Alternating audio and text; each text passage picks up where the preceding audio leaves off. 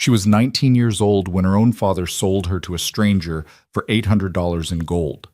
In a smoke-filled Montana saloon, Clara Wynne watched the man everyone called a monster step out of the shadows and claim her as his. They said Harlan Drake was a savage, a beast, a man who spoke to wolves and buried bodies in the mountains. But what Clara discovered in his cabin would shatter everything she believed about monsters and about love itself. Stay with me until the very end of this story and drop a comment telling me which city you're watching from. I want to see just how far Clara's journey has traveled across this world. The winter of 1887 came early to Copper Ridge, Montana.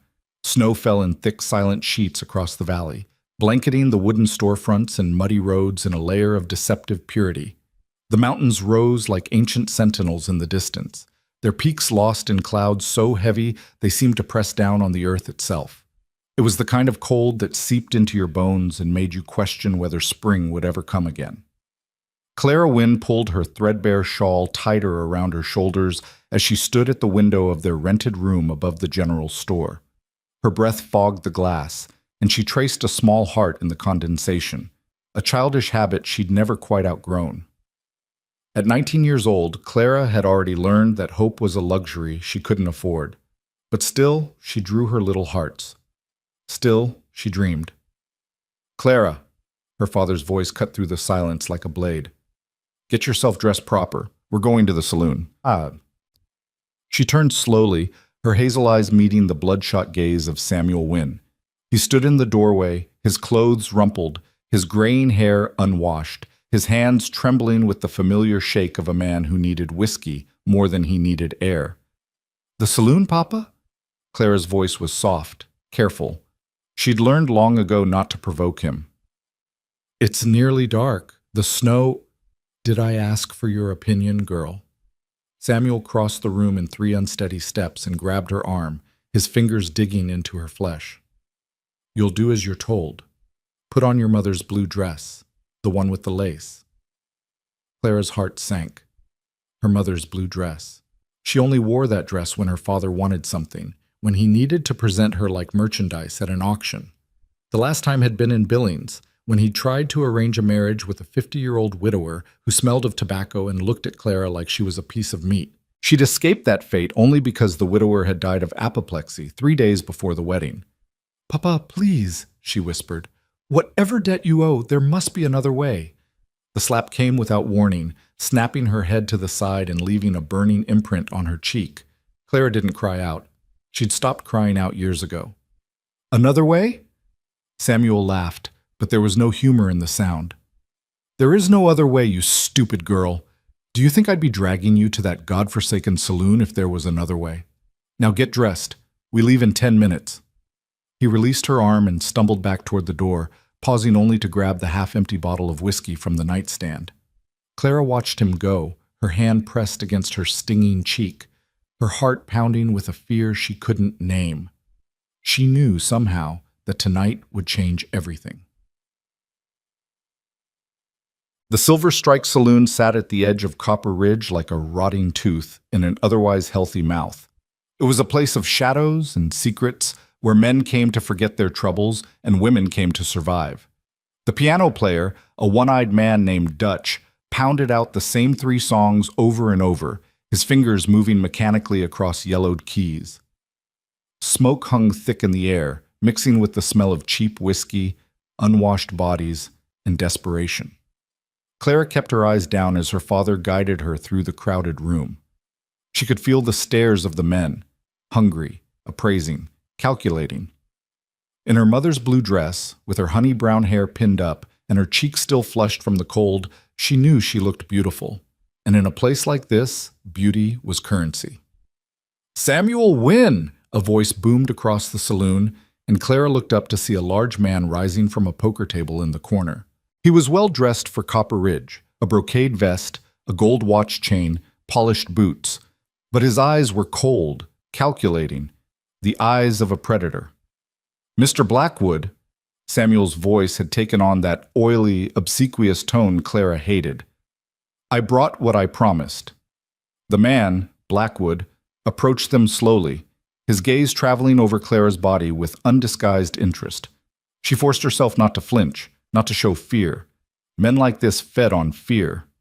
Well, well, Blackwood murmured, circling her like a buyer examining a horse.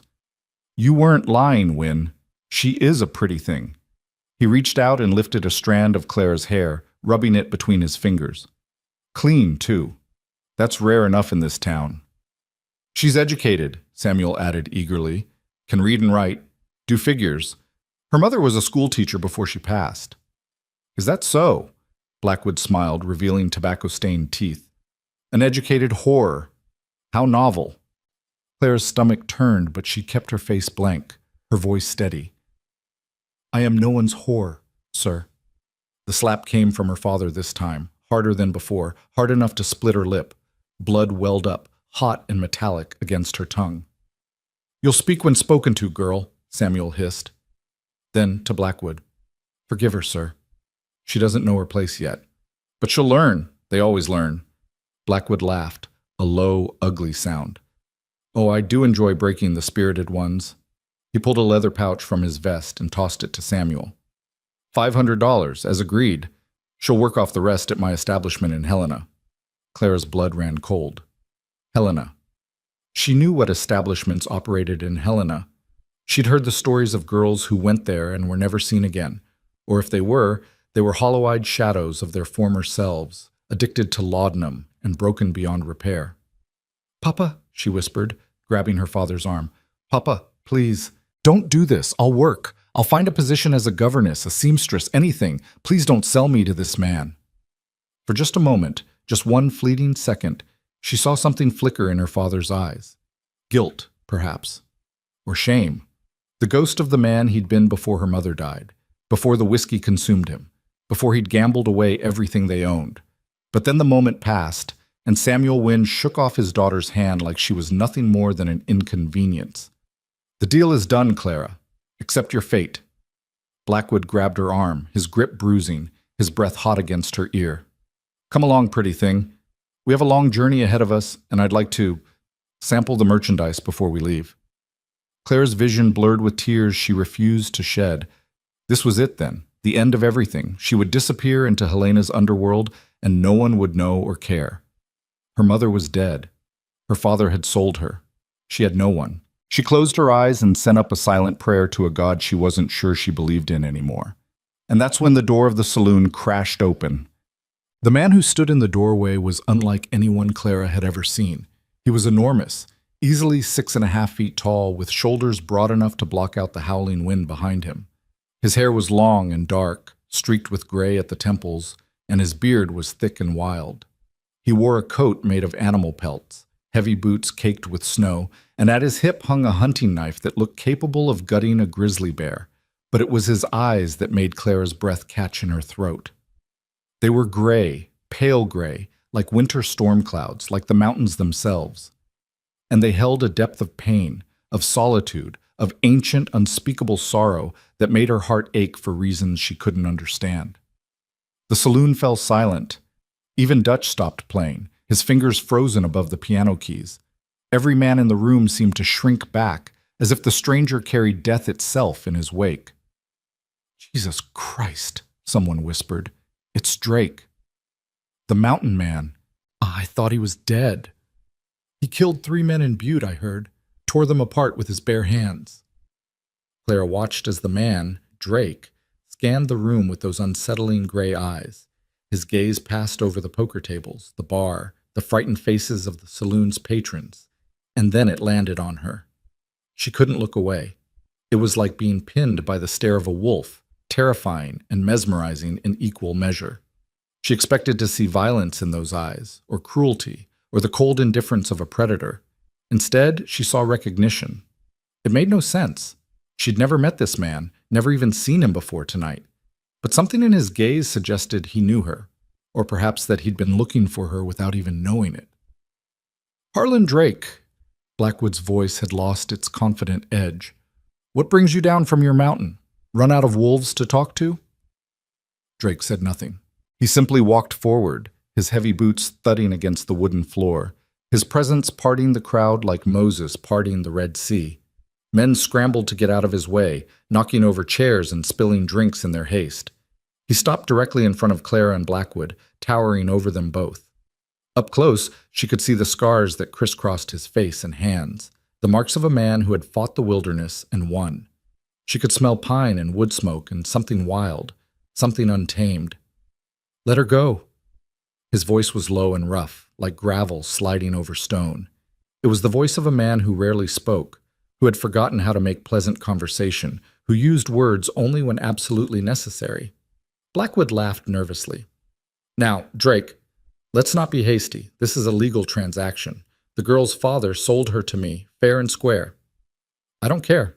Drake reached into his coat and pulled out a leather pouch, much larger than the one Blackwood had given Samuel. He tossed it onto the nearest table, and gold coins spilled out, glittering in the lamplight. $800. More than you paid." Clara's heart stopped. $800 was a fortune. It was more money than her father had seen in his entire miserable life. It was enough to buy a house, a farm, a future.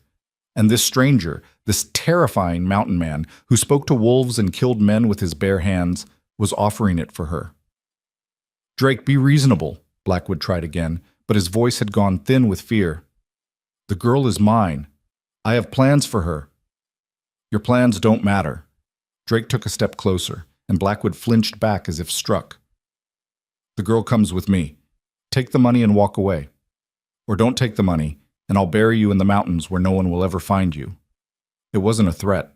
It was a simple statement of fact, delivered with the calm certainty of a man who had made such statements before, and followed through on them. For a long, terrible moment, no one moved.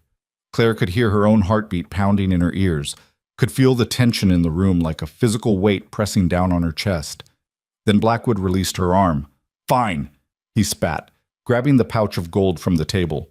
"Take her. She's not worth dying over." He turned to Samuel Wynne, who was standing frozen by the bar, his face pale with shock. "You owe me, Wynne. Don't think I'll forget this." Samuel said nothing. He didn't even look at his daughter as Blackwood stormed out of the saloon, his hired men scrambling after him. Clara stood alone in the middle of the room, trembling, bleeding from her split lip, wearing her dead mother's blue dress. She looked up at the man who had just bought her for $800 in gold, and she waited for him to claim his prize. Instead, Drake shrugged off his heavy coat and draped it around her shoulders. The weight of it was comforting, warm, and it smelled of pine needles and wood smoke. He didn't touch her beyond that, didn't grab her arm, didn't force her to move, didn't treat her like property. "Can you walk?" he asked, his voice still rough but somehow gentler now. Clara nodded, not trusting herself to speak. "Good." He turned toward the door, then paused and looked back at her. "My wagon's outside. You'll ride in the back, under the canvas. It's warmer there." He started walking, and Clara followed. She didn't know why. She didn't understand what was happening or what this man wanted from her. But something deep in her gut, some ancient primal instinct, told her that Harlan Drake, for all his terrifying reputation, was not the monster everyone believed him to be. And she had nothing left to lose. They left Copper Ridge as the snow began to fall in earnest, fat white flakes swirling in the darkness like lost souls searching for home. Clara huddled in the back of Drake's wagon, wrapped in his enormous coat surrounded by supplies, flour, sugar, coffee, bolts of fabric, books. So many books. She picked one up, squinting at the title in the dim light filtering through the canvas, The Complete Works of William Shakespeare. A mountain man who read Shakespeare. The wagon jolted over a rut in the road, and Clara clutched the book to her chest, her mind racing. What had she gotten herself into? Who was this man, really? The townspeople had whispered of murder, of savagery, of a hermit who lived alone in the mountains with wolves as his only companions. They said he'd gone mad after some tragedy, that he spoke to the dead, that he was more animal than human. But animals didn't read Shakespeare. Animals didn't offer their coats to frighten girls. Animals didn't pay $800 for someone's freedom. Freedom, she thought. Is that what this is? She wanted to believe it. God, how she wanted to believe it. But experience had taught her that nothing in this world came without a price. Drake had bought her. He owned her now, just as surely as Blackwood would have. The only question was what he intended to do with her. The wagon rolled on through the night, climbing higher into the mountains. Clara drifted in and out of an uneasy sleep, jerking awake every time the wheels hit a rock or the horses snorted. She dreamed of her mother, beautiful, gentle Margaret Wynne, who had died of consumption when Clara was 12 years old. She dreamed of her father, the man he'd been before grief and whiskey destroyed him. She dreamed of a different life, one where she'd grown up safe and loved, where she'd married for affection rather than survival. When she woke, the wagon had stopped. Clara sat up, pushing aside the canvas flap, and gasped. They were high in the mountains now, higher than she'd ever been.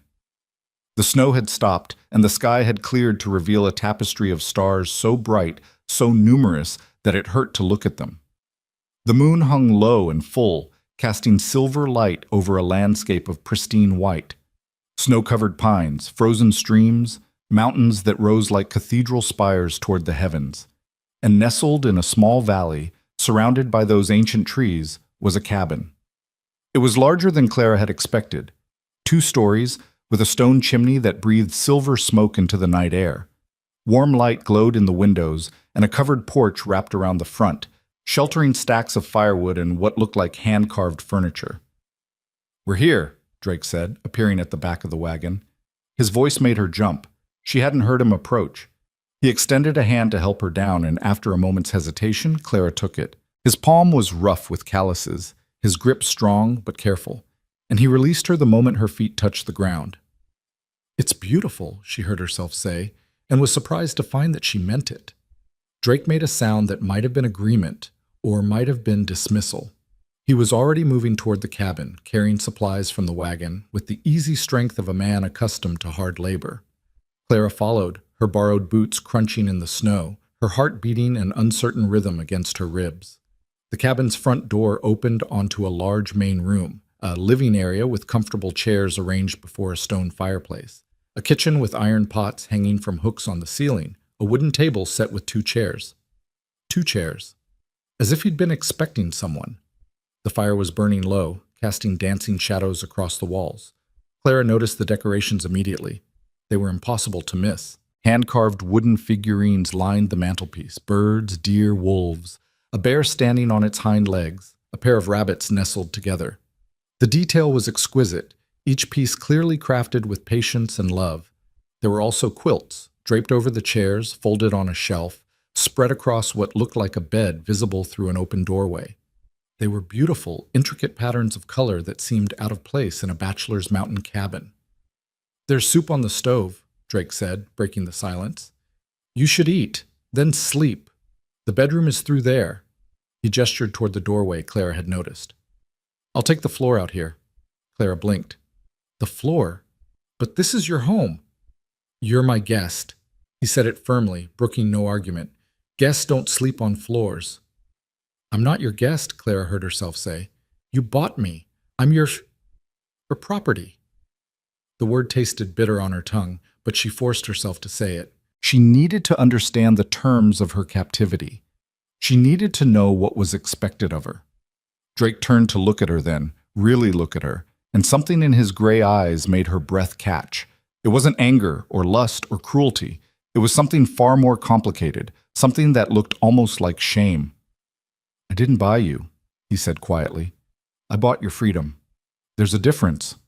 Clara shook her head, not understanding. "But the money was to get you away from that man, from what he would have done to you." Drake's jaw tightened, and for the first time Clara saw a flash of the violence everyone whispered about, not directed at her, but at the memory of Blackwood and his establishment in Helena. "I know what happens to girls who go to places like that. I couldn't let it happen again." Again. The word hung in the air between them, heavy with unspoken meaning. Clara wanted to ask, wanted to understand, but something told her that tonight was not the time. "So I'm free to go?" she asked instead. "If I wanted to leave, you wouldn't stop me." Drake was silent for a long moment. Then he crossed to the fireplace and added another log, the flames leaping up to embrace it. "You're free to go," he said finally, his back still turned. "But where would you go?" "Back to your father. Back to Copper Ridge where Blackwood's men might find you. Into the mountains alone, in winter, with no supplies and no knowledge of the terrain." He turned to face her, and his expression was unreadable. "You can leave whenever you want, Clara Wynne, but I hope you'll stay, at least until spring, at least until it's safe." Clara's name on his lips sent an unexpected shiver down her spine. She hadn't told him her name. He must have heard it in the saloon, filed it away in that quiet, watchful mind of his. "Why?" she whispered. "Why do you care what happens to me?" Drake didn't answer immediately. He stood by the fire, his massive frame silhouetted against the flames, his face half in shadow. When he spoke, his voice was so low she had to strain to hear it. "Because someone should." And then he walked past her, out into the cold night, leaving Clara alone in the warm cabin with more questions than she'd ever had in her life. She found the soup, venison stew, thick and rich and fragrant with herbs, and ate 2 bowls before her stomach told her to stop. She found clean water in a pitcher by the wash basin and cleaned the blood from her split lip, wincing at the sting. She found the bedroom Drake had indicated and stood in the doorway for a long moment, staring at the bed within. It was a proper bed, with a wooden frame and a mattress stuffed with what felt like goose down. The quilts were piled high, inviting, warm. On the nightstand sat a candle, a book of poetry, and a small vase holding dried wildflowers. This was not the den of a monster. Clara undressed slowly, her fingers clumsy with exhaustion and residual fear. She folded her mother's blue dress carefully and set it on a chair, then slipped beneath the quilts in just her chemise. The sheets smelled of lavender. Someone had tucked sachets between the folds. Who was Harlan Drake? What had happened to him to drive him to this solitary existence? And why had he rescued her from a fate worse than death, only to ask nothing in return? The question swirled through her mind as sleep claimed her, pulling her down into darkness. Her last conscious thought was of gray eyes, winter storm clouds, and the unexpected gentleness of a monster's hands. Clara woke to the smell of coffee and the sound of birdsong. For a moment, she didn't know where she was. The ceiling above her was unfamiliar, the bed too soft, the air too clean. Then the memories came flooding back. The saloon, Blackwood's hands on her, her father's betrayal, the mountain man who had paid $800 for her freedom, and she sat up with a gasp. Sunlight streamed through the window, painting golden rectangles on the wooden floor.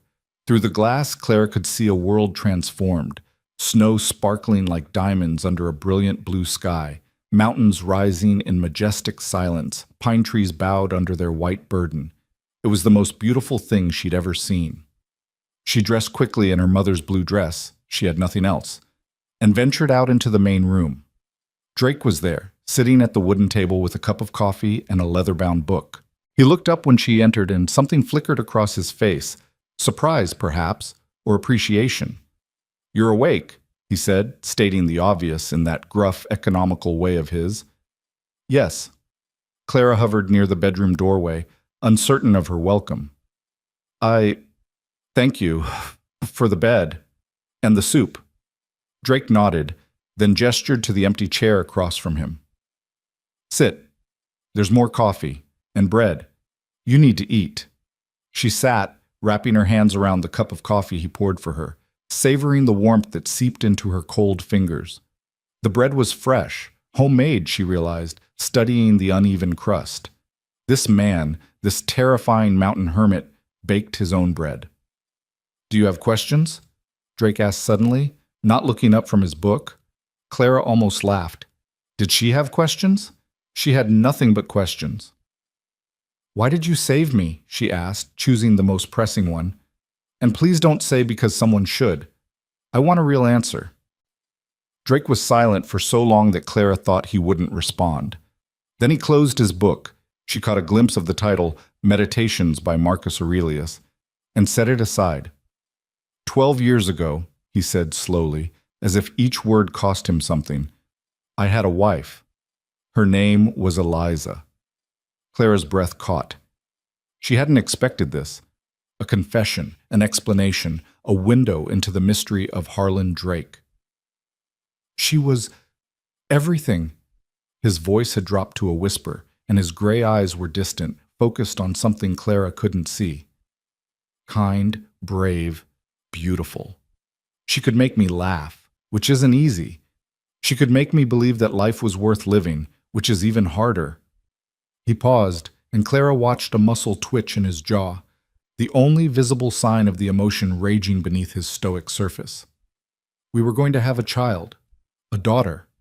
Eliza was certain it would be a girl. She'd already picked out a name, Loretta, after her grandmother. She was 7 months along when—" Iki stopped, swallowed hard, and when he continued, his voice was rough as sandpaper. "When they came." "Who?" Claire whispered, afraid to speak louder, afraid to break whatever spell had loosened Drake's tongue. "Outlaws. A gang passing through. They found our cabin while I was out hunting. By the time I got back—" He closed his eyes, and Clara saw his hands clench into fists on the tabletop. "By the time I got back, it was too late. They'd taken everything, done things I won't speak of, and then they'd killed her and the baby both." Clara felt tears prick her eyes. She'd expected cruelty, violence, madness.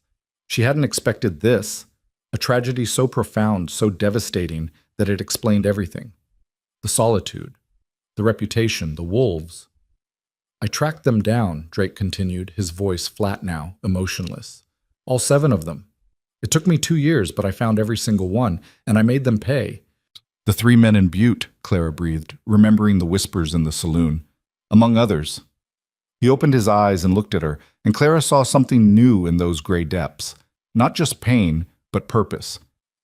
"After that, I came back here. Built this cabin on the ruins of the old one. I swore I'd never let anyone close again, never risk that kind of loss again." "Then why did I save you?" He smiled then, a small, sad smile that transformed his weathered face. "Because you looked at me. In that saloon, when everyone else was looking away, you looked right at me. And I saw her. Not Eliza, you don't look like her. But I saw the same spirit, the same fire, the same refusal to be broken." He reached across the table and very gently touched Clara's hand. "I couldn't save my wife," he said softly. "I couldn't save my daughter. But I could save you.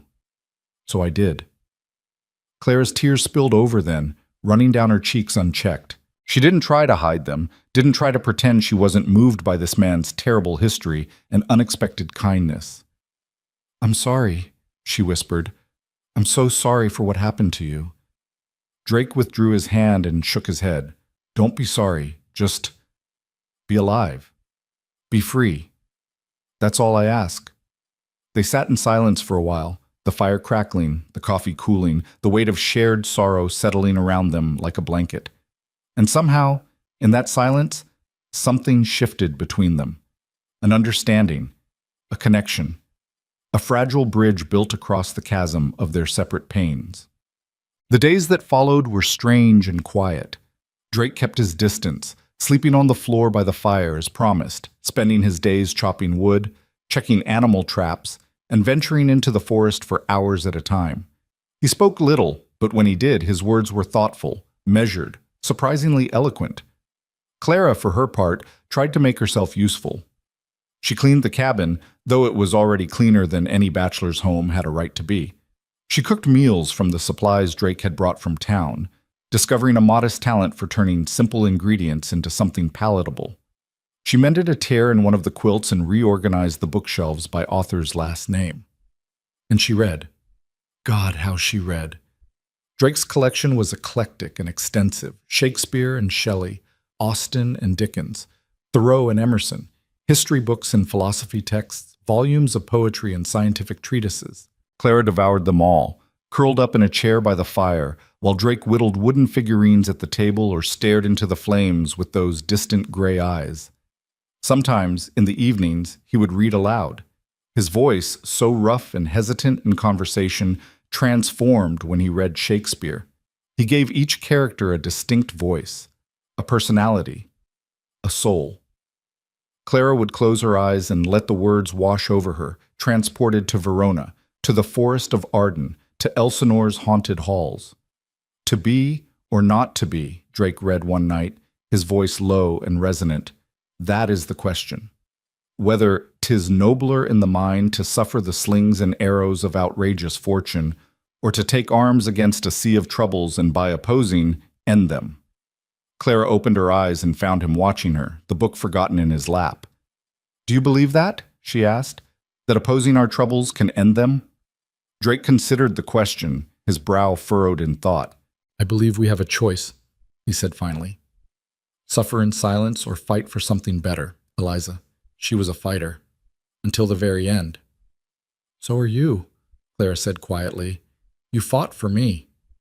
Something passed across Drake's face. Surprise, perhaps, or gratitude, or some emotion he couldn't name. He cleared his throat and looked away. You should sleep, he said gruffly. Storm's coming. We'll be snowed in by morning. Clara rose, gathering the blanket she'd been using around her shoulders. At the bedroom door, she paused and looked back. Harlan? It was the first time she'd used his given name. He looked up, startled. Thank you, she said, for everything, for the books, for the reading, for making me feel like a person again instead of a thing to be bought and sold. Drake said nothing, but his gray eyes softened, and Clara thought she saw moisture gathering there. Tears he would never shed, at least not in front of her.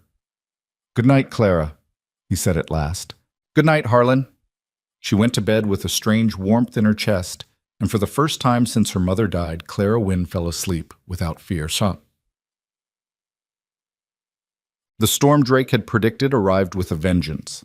For 3 days, snow fell in unrelenting sheets, piling against the cabin walls until the windows were nearly buried. The wind howled like a wounded animal, rattling the shutters, finding its way through every tiny crack in the chinked logs. The temperature plummeted, and even with the fire burning constantly, frost formed on the inside of the windows. Clara and Drake were trapped, together, alone, with nowhere to go and nothing to do but learn each other. It was strange, this forced intimacy. Clara had grown up in households full of noise and chaos. Even after her mother died, there had been her father's drunken rants, the clatter of boarding houses, the bustle of whatever town they happened to be passing through. Silence was foreign to her, and she'd expected it to be uncomfortable. Instead, she found it peaceful. Drake was an easy presence, undemanding, unobtrusive, content to share space without filling it with meaningless chatter. He taught her to play chess, she was terrible, and cards, she was worse, and showed her how to carve simple shapes from scraps of wood. She was hopeless, but he was patient. In return, she taught him songs her mother had sung, taught him card games her father had learned in saloons before he'd become the man he was now. And they talked. Slowly, haltingly, they talked. Drake told her about his childhood in Vermont, about the father who'd taught him to hunt and the mother who'd taught him to read. He told her about coming west as a young man, full of dreams of gold and adventure, about meeting Eliza at a barn dance in Sacramento and knowing, in that single moment, that he'd found his home. Clara told him about her mother, about Margaret Wynne's gentle hands and quiet strength, about the books she'd read aloud every night before bed, about the way she'd fought consumption with everything she had until there was simply nothing left to fight with. She told him about watching her father crumble after Margaret's death, about the gambling and the drinking and the slow, terrible slide into the man who would sell his own daughter to pay his debts. "Do you hate him?" Drake asked one evening as the storm raged outside and the fire crackled between them. "Your father?" Clara considered the question for a long moment. "I want to," she admitted. "Part of me does.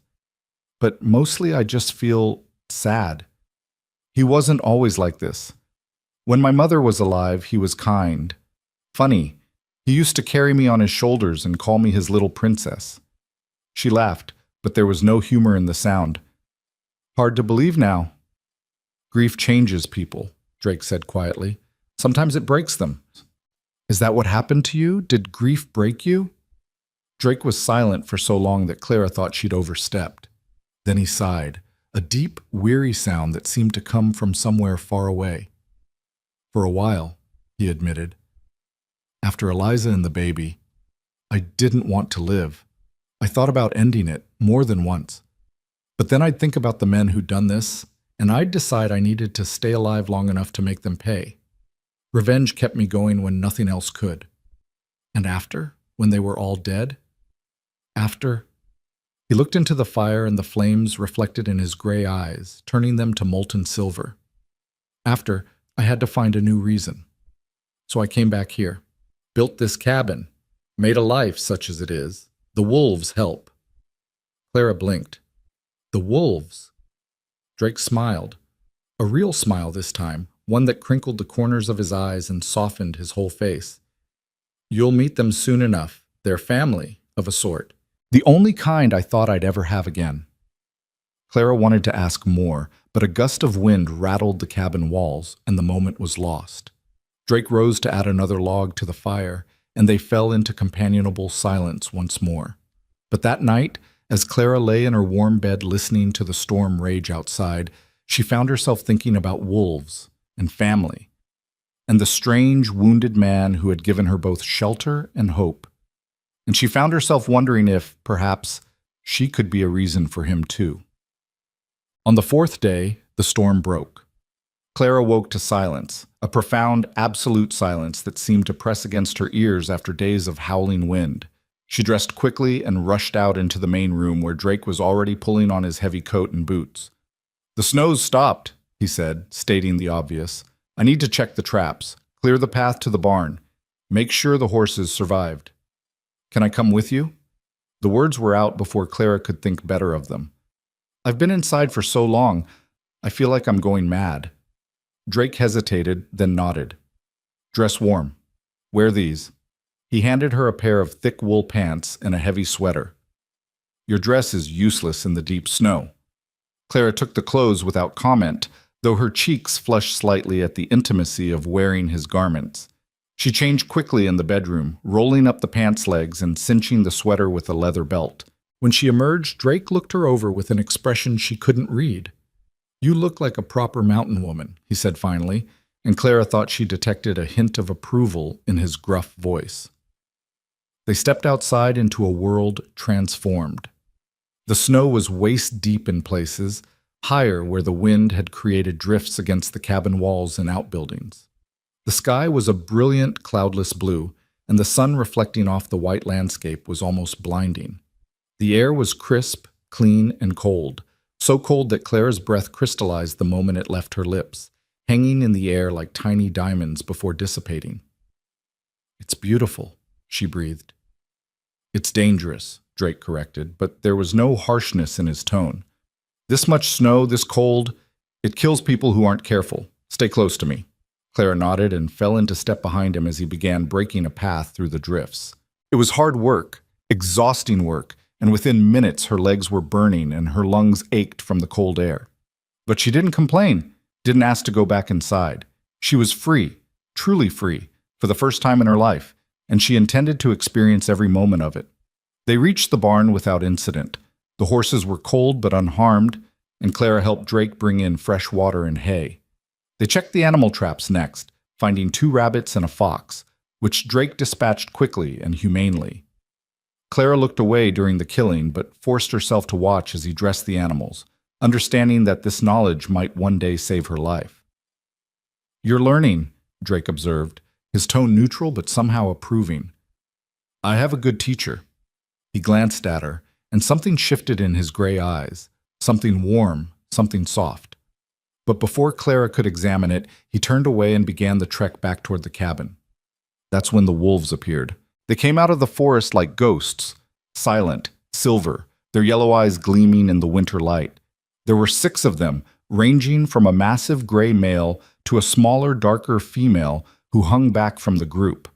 Clara's heart leaped into her throat, and she instinctively moved closer to Drake.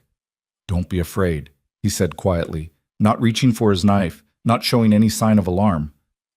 "They won't hurt you. Harlan, watch." The big gray male approached Drake first, sniffing his outstretched hand before bumping his head against Drake's palm like an enormous dog. Drake scratched behind the wolf's ears, murmuring something too low for Clara to hear, and the animal's tail.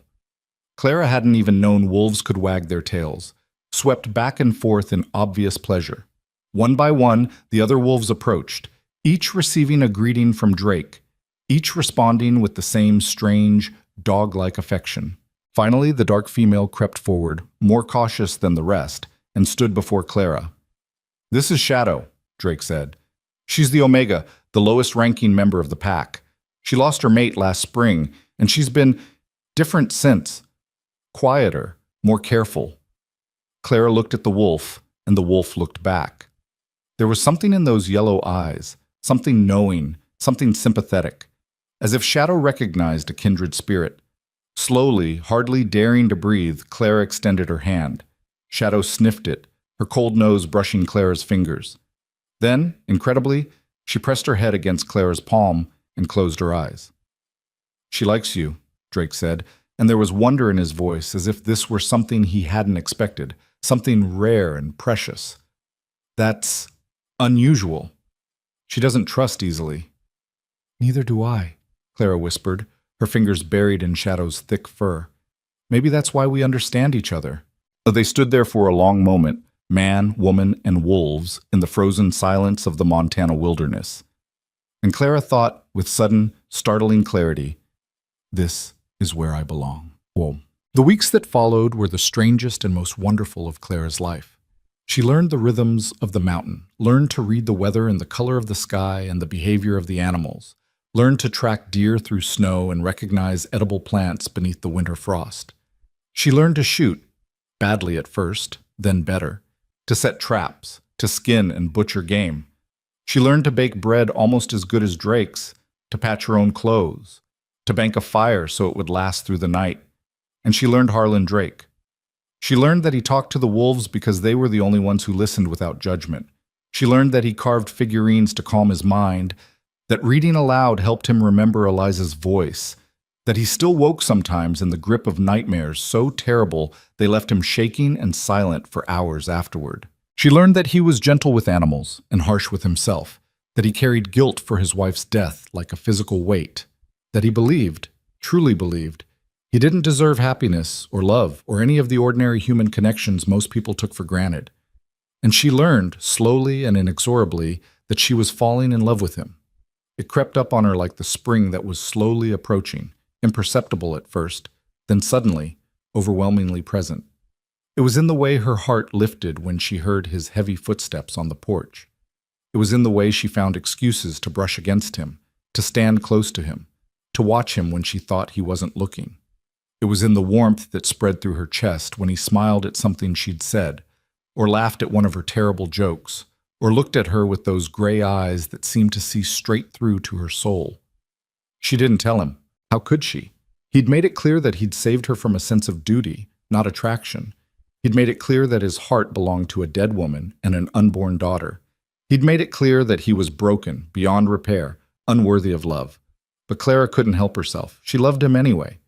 And as the snow began to melt and the first hints of spring appeared in the valley, she knew that her time in Harlan Drake's cabin was coming to an end. He'd offered her sanctuary until spring, until it was safe. And spring was almost here. "You should start thinking about where you want to go." Drake's voice broke through Clara's reverie as they sat before the fire one evening. She looked up from her book, her heart suddenly pounding. "What?" "When the pass is clear, you'll be able to travel again." He wasn't looking at her. His eyes were fixed on the carving in his hands, a delicate wooden bird that was slowly taking shape.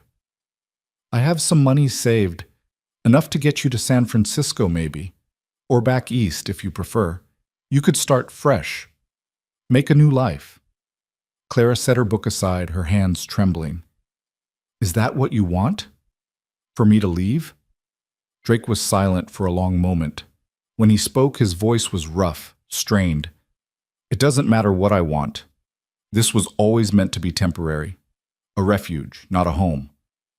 "What if I don't want to leave?" The words hung in the air between them, heavy with implication. Drake's hand stilled on the carving, and slowly, very slowly, he looked up at her. "Clara, I know what you're going to say." She rose from her chair and crossed the room, kneeling before him so that they were eye to eye.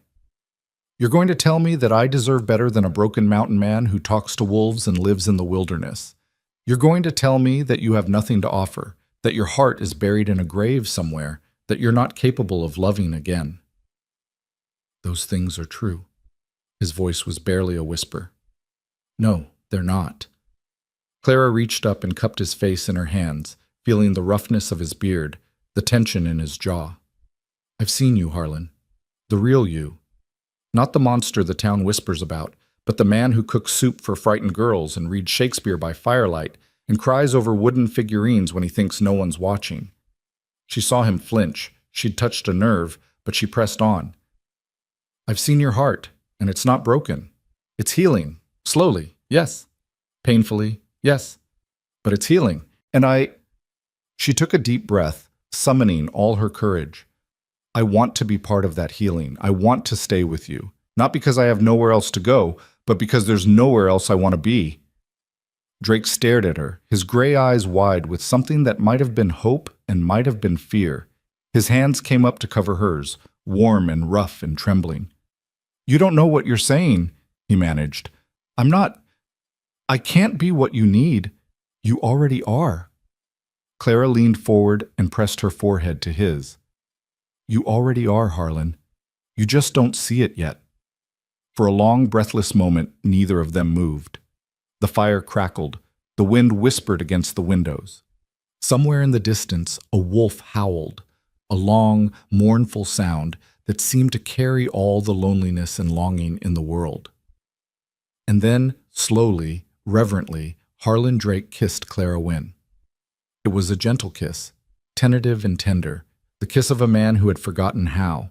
But Clara returned it with all the passion and certainty in her heart, and when they finally broke apart, she saw tears streaming down Harlan's weathered cheeks.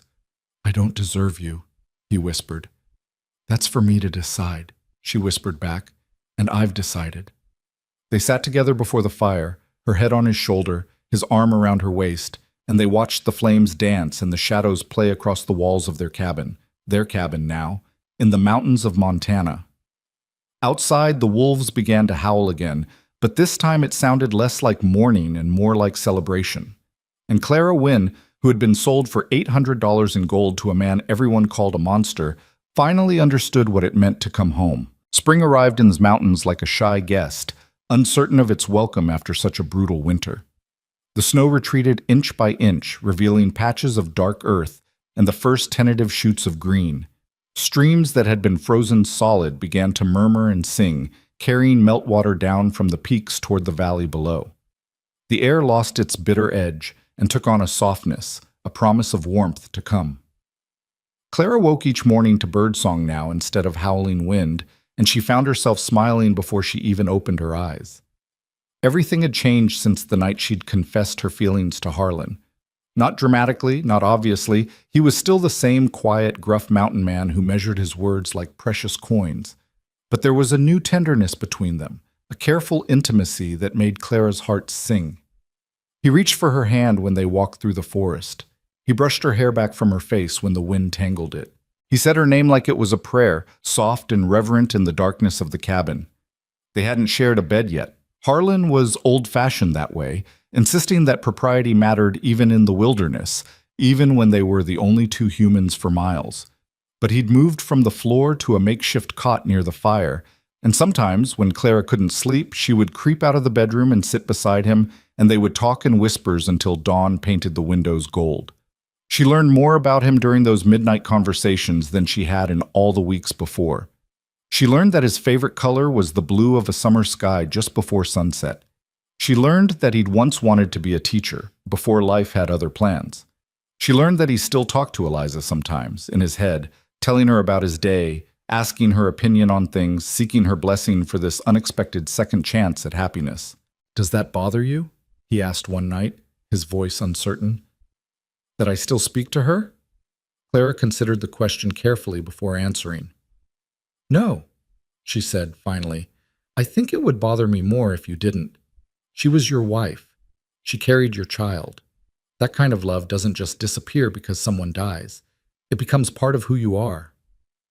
Harlan was quiet for a long moment. Then he reached out and took her hand, his rough fingers interlacing with hers. You're remarkable, Clara Wynne.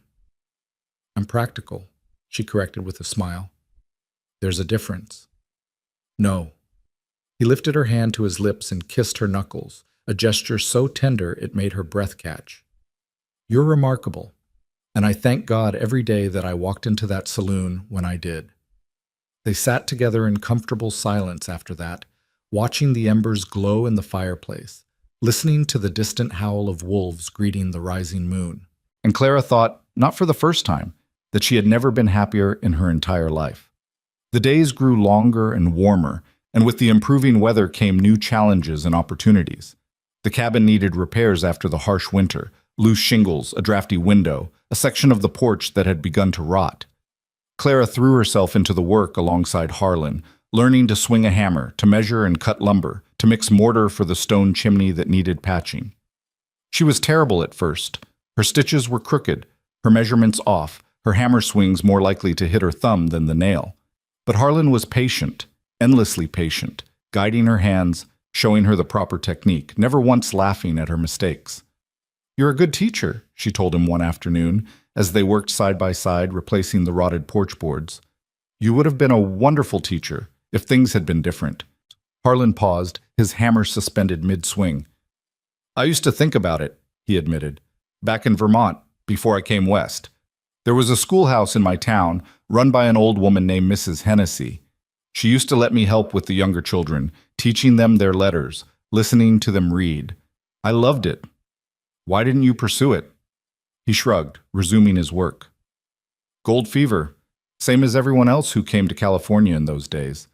I thought I'd strike it rich, go back east, buy my own schoolhouse." A bitter laugh escaped him. "Instead, I found Eliza, and everything changed. She was worth more than all the gold in the Sierra Nevada." Clara set down her own hammer and moved closer to him, laying a hand on his arm. "Tell me about her. What was she like?" It was a risk, asking about Eliza. Sometimes Harlan welcomed the opportunity to remember her. Other times the memories were too painful, and he would withdraw into himself for hours. But today he smiled, a sad, fond smile that made Clara's heart ache. "She was fierce," he said. "That's the first thing I noticed about her. This tiny little woman with hair like fire and eyes like emeralds, standing up to a group of miners who were harassing a Chinese launderer. She had a broom in her hands, and she was swinging it like a weapon, telling them exactly what she thought of their behavior in language that would make a sailor blush." Clara laughed at the image. "And you fell in love on the spot?" "Not quite." Harlan's smile widened at the memory. "I fell in love 3 days later when I worked up the courage to speak to her, and she told me I had the conversational skills of a particularly dull rock. She wasn't wrong." "You're not so bad," Clara protested. "I've gotten better. Eliza worked on me for years." He paused, his expression growing more serious. "She would have liked you, Clara. She would have said you were too good for me, same as I think, but she would have liked you anyway." Clara didn't know what to say to that, so she simply squeezed his arm and returned to her work. But warmth spread through her chest, and she found herself blinking back tears. That evening, after the work was done and supper had been eaten, Harlan surprised her with a gift. It was a wooden carving, not one of the figurines that lined the mantelpiece, but something larger, more elaborate. A woman, seated in a chair, a book open in her lap. The details were exquisite. The curl of her hair, the drape of her dress, the peaceful expression on her face. "It's me," Clara breathed, recognizing herself in the carved features. "I've been working on it for weeks," Harlan admitted, his voice gruff with embarrassment. "When you were sleeping or busy with other things, I wanted you to have something to remember this time, if you ever—" He trailed off, unable to complete the thought. "If I ever leave?" Clara set the carving carefully on the table and turned to face him. "Harlan, I've told you, I'm not going anywhere. I know what you said, but things change. People change. When the passes are clear and you can travel freely, you might feel differently. You might want to see cities again, meet people your own age, live a normal life instead of—" Clara silenced him with a kiss. It was bolder than any kiss they'd shared before. Not gentle or tentative, but fierce, demanding, full of all the passion and certainty she felt. Harlan made a sound of surprise against her lips. Then his arms came around her, pulling her close, and he kissed her back with equal fervor. When they finally broke apart, both breathing hard, Clara pressed her forehead to his and spoke with absolute conviction. "I don't want cities. I don't want people my own age. I don't want a normal life. I want this. I want you. I want wolves and mountains and Shakespeare by firelight. I want to grow old in this cabin, Harlan Drake, and I want to grow old with you." Harlan's eyes glistened with unshed tears. "Clara, say you believe me. Say you'll stop waiting for me to change my mind." He was silent for a long moment, and Clara could see the war playing out behind his gray eyes. Hope battling fear, love wrestling with doubt. Then slowly he nodded. "I believe you," he said. "God help me. I believe you." She kissed him again, softer this time, sealing the promise. And when she went to bed that night, she fell asleep with the wooden carving clutched to her chest, dreaming of the future they would build together. The wolves came more frequently now that the weather had warmed. Clara had grown accustomed to their presence, even fond of them, but she was still learning the complex social dynamics that governed the pack. There was the alpha pair, Gray, the massive male who had first greeted Harlan in the snow, and his mate, a sleek silver female Harlan called Moon. There were the beta wolves, the hunters, the yearlings still learning their place, and there was Shadow, the dark Omega, who had attached herself to Clara with a devotion that surprised everyone, including Harlan. "She follows you like a dog," he observed one morning, watching as Shadow trailed Clara around the yard. "I've never seen her behave this way with anyone." Clara knelt and scratched behind Shadow's ears, earning a contented whine. "Maybe she knows I understand what it's like, to be the lowest, to be overlooked and dismissed." "You're not the lowest anymore," Harlan said quietly. "Not with me." She looked up at him, squinting against the morning sun. "Neither is she. Not as long as I'm here." The bond between woman and wolf deepened as the weeks passed. Shadow began sleeping on the porch outside Clara's window, guarding her through the night. She accompanied Clara on walks through the forest, padding silently beside her, alert to every sound and movement. She brought Clara gifts, dead rabbits mostly, which Clara learned to accept graciously despite her initial squeamishness. "She's claiming you as pack," Harlan explained, "providing for you the way wolves provide for their family. It's the highest honor she can give." Clara thought about that for a long time. Pack. Family. It was something she'd given up hoping for, something she'd assumed was lost to her forever when her mother died and her father descended into his whiskey-soaked despair. But here, in the mountains, with a scarred mountain man and a grieving wolf, she was building a family of her own. Spring deepened into early summer, and the valley exploded with life. Wildflowers carpeted the meadows in brilliant swaths of purple, yellow, and red. Birds returned from their winter migrations, filling the air with song. Deer ventured out of the forest to graze, their fawns tottering on spindly legs. Bears emerged from hibernation, hungry and irritable, requiring careful avoidance. Clara learned to identify the flowers and herbs that grew wild around the cabin. Some were useful: chamomile for tea, mint for settling upset stomachs, yarrow for treating wounds. Others were simply beautiful, and she picked bouquets to brighten the cabin, filling it with color and fragrance. "My mother used to do this," she told Harlan, arranging a vase of wildflowers on the table. "Every spring she'd fill our house with flowers. She said it brought life inside after the death of winter." "She sounds like a wise woman." She was. Clara touched a delicate blue petal, her expression wistful. "I wish you could have met her. I think she would have loved you." Harlan raised an eyebrow. "A hermit who talks to wolves?" "Most mothers would be horrified." "Most mothers didn't know you," Clara smiled, "but mine would have seen what I see. A good man, a kind man, a man who deserves to be happy." He crossed the room and wrapped his arms around her from behind, resting his chin on top of her head. "I am happy," he murmured. "Happier than I ever thought I could be again." They stood like that for a long moment, watching the afternoon light slant through the windows, breathing in the scent of wildflowers and pine. And Clara thought, with a certainty that warmed her to her core, that this was exactly where she was meant to be. Not all the changes that came with spring were welcome, however.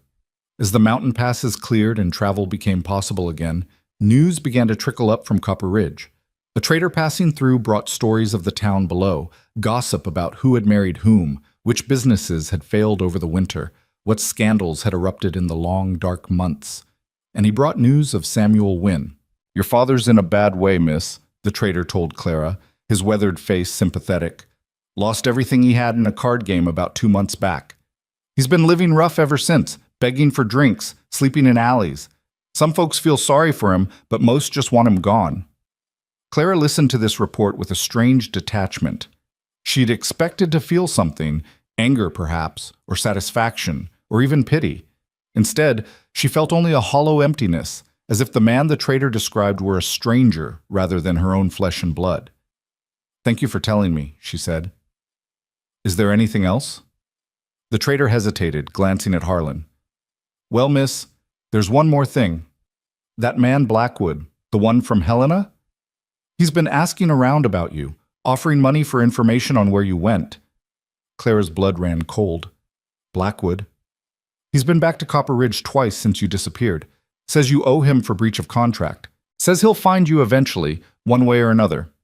After the traitor left, laden with furs and preserved meat in exchange for his supplies and information, Clara sat on the porch in silence, staring out at the mountains without really seeing them. Shadow pressed against her legs, whining softly, sensing her distress. Harlan found her there an hour later, still unmoving, still silent. "Clara."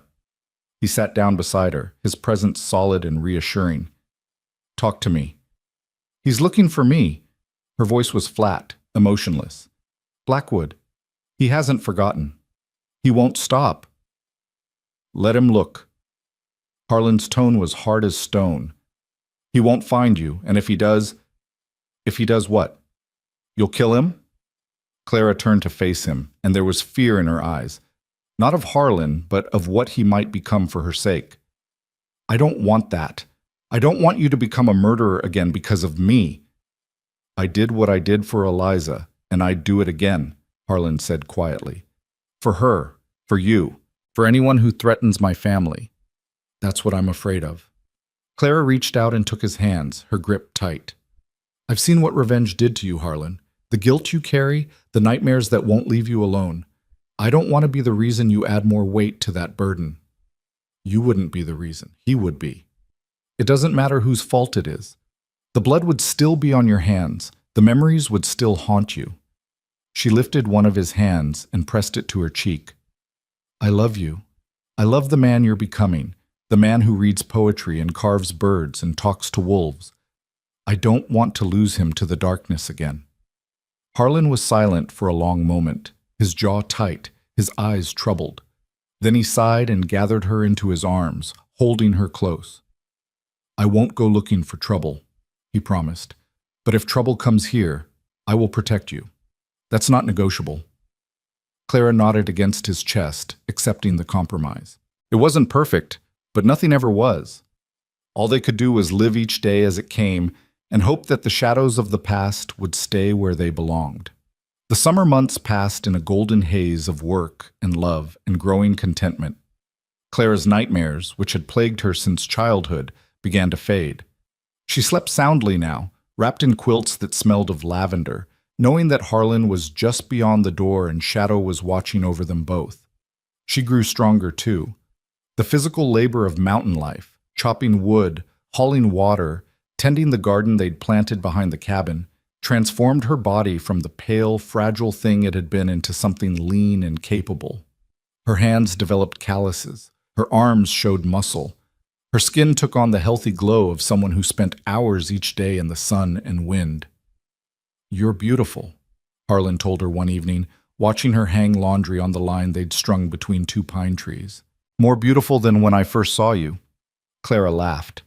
"When you first saw me, I was covered in blood and wearing a dress that was 3 sizes too big for me. You were still beautiful, scared and bloody and beautiful." He came up behind her and wrapped his arms around her waist. "But you're more beautiful now, because you're happy." "I am happy," she admitted, leaning back against him. "Happier than I've ever been." "Good." He pressed a kiss to her temple. "I want to keep you happy. Forever, if you'll let me." Clara's heart skipped a beat. "Forever is a long time."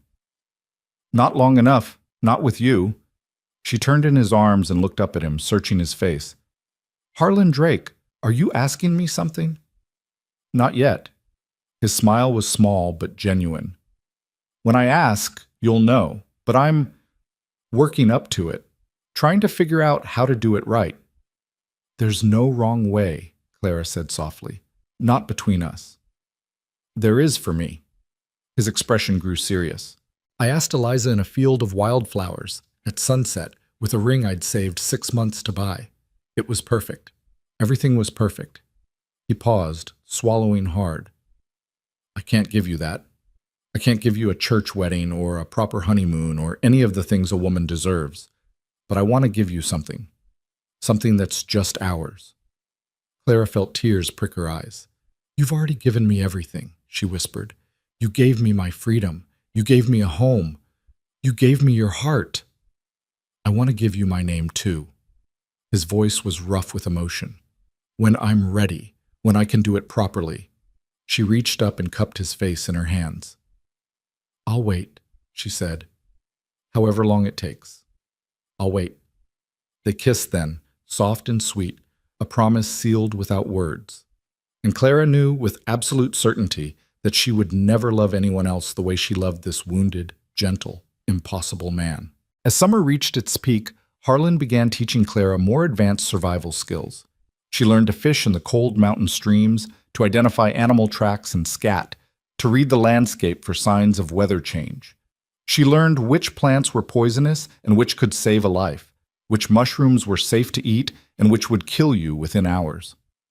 Why are you teaching me all this? She asked one afternoon, after a particularly grueling lesson on setting snares. Harlan didn't answer immediately. He finished adjusting the snare, then sat back on his heels and looked at her with those gray eyes that seemed to see everything. Because the mountains are dangerous, he said finally. Because anything can happen. An accident, an illness, a winter storm that lasts longer than expected. If something happens to me, I need to know you can survive on your own. Clara's stomach clenched. Don't talk like that. I'm not being morbid. I'm being practical. He stood and brushed dirt from his knees. I'm 43 years old, Clara. You're 19. The odds are good that you'll outlive me by decades. I want those decades to be long and full, not cut short because you didn't know how to start a fire or find clean water. Stop it, Clara's voice cracked. Just stop. I don't want to think about life without you.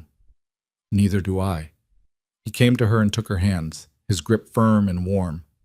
But part of loving someone is preparing for the worst while hoping for the best. I lost Eliza because I wasn't prepared. I wasn't there when she needed me. I won't make that mistake again. Clara looked at him for a long moment, seeing the fear beneath his practical words, the desperate love that drove him to plan for a future he couldn't control. And she understood finally that this was how Harlan Drake expressed his devotion, not through flowery words or grand gestures, but through careful preparation, through making sure the people he loved would be safe no matter what. Okay, she said quietly, teach me everything. I want to learn.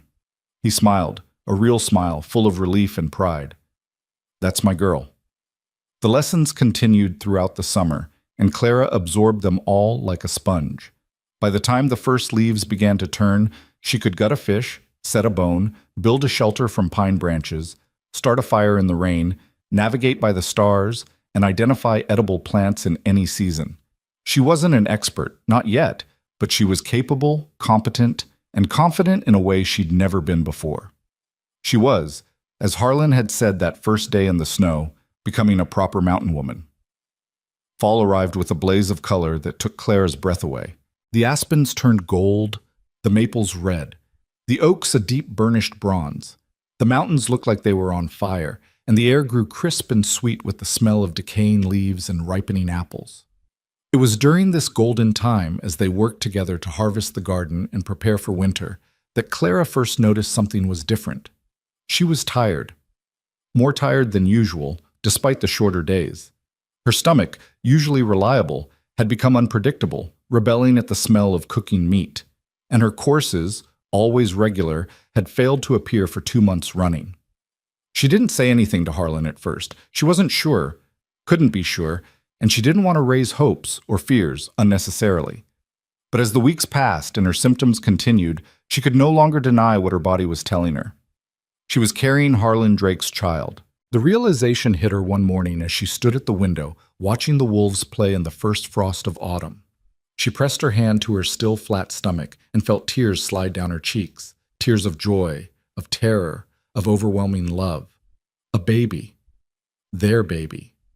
A new life growing inside her, a miracle she had never dared to hope for. But what would Harlan say? He had lost one child already, a daughter who had never drawn breath, who had died in the womb with her mother. Would this news bring him happiness, or would it only reopen old wounds? She decided to wait, to be absolutely certain, to find the right moment, the right words. But as it turned out, she didn't have to say anything at all. "Clara." Harlan's voice came from behind her, quiet and uncertain. "Is there something you need to tell me?" She turned to face him, her hand still pressed to her stomach. His eyes followed the movement, and she saw understanding dawn in their gray depths. "How did you know?" she whispered. "I was married before," he said simply. "I know the signs." He took a step closer, his expression unreadable. Are you?" "Yes." The word came out barely audible. "I'm sure now. About 3 months along, I think." For a moment that stretched into eternity, Harlan said nothing. He stood frozen, his face pale, his hands clenched at his sides. Clara watched him, her heart pounding, afraid of what she might see when the mask finally cracked. Then, slowly, he fell to his knees before her. "Harlan." He pressed his forehead to her stomach, his shoulders shaking with silent sobs. Clara's own tears flowed freely as she stroked his hair, holding him close, feeling the tremors that racked his massive frame. "A baby," he finally managed, his voice muffled against her dress. "Our baby." "Yes." She lifted his chin, forcing him to look at her. Is this okay? I know the memories must be okay?" He laughed, a wet, broken sound. "Clara, this is everything. Everything I thought I'd lost forever." He rose to his feet and cupped her face in his hands, his gray eyes bright with tears. "I love you. I love you so much it terrifies me. And I will love this child with everything I have. I swear it." Clara threw her arms around him, burying her face in his chest. "I was so scared," she confessed. "I didn't know how you'd react. I didn't want to hurt you." "You could never hurt me." He held her tightly, fiercely. "You've healed me, Clara. You and this baby, you've healed me."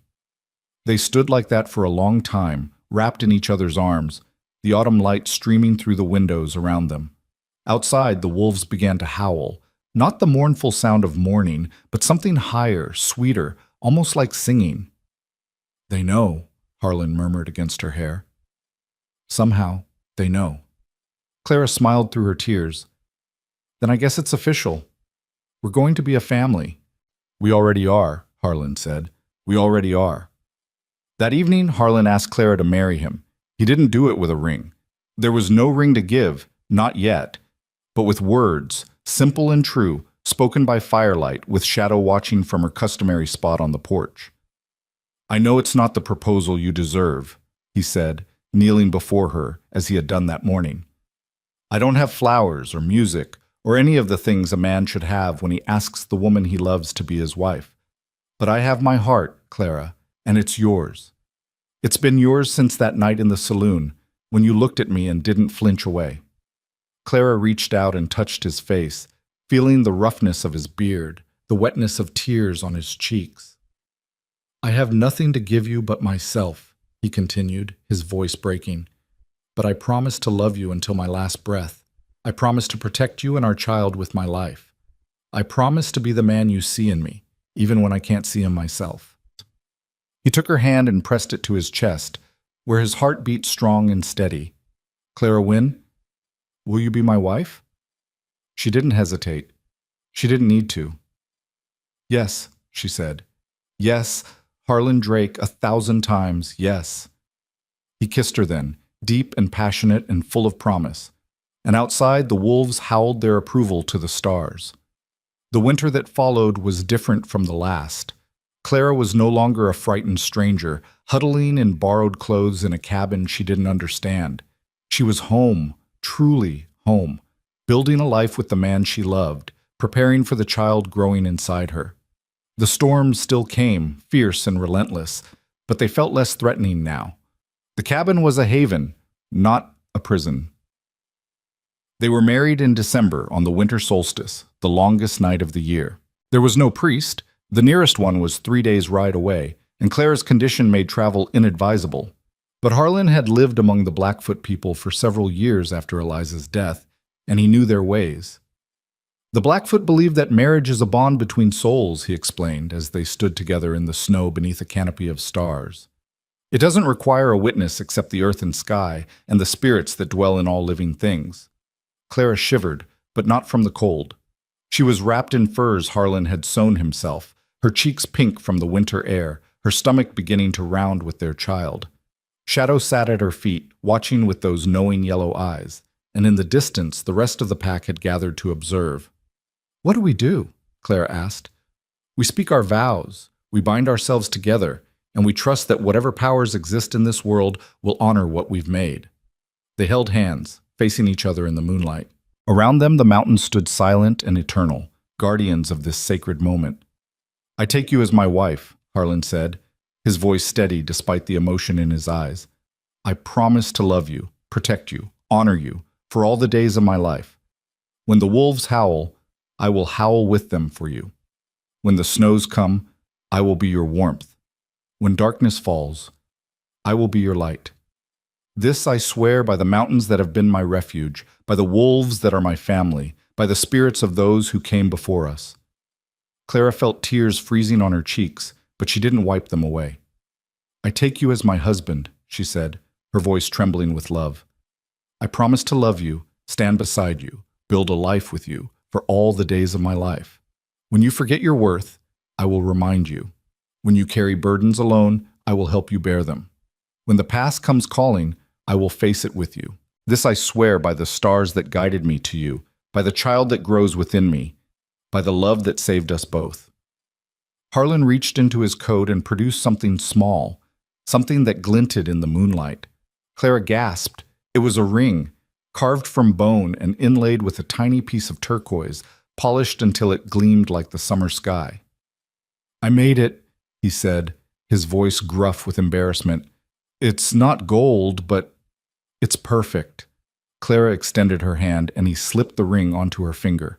It fit as if it had been made for her, which, of course, it had.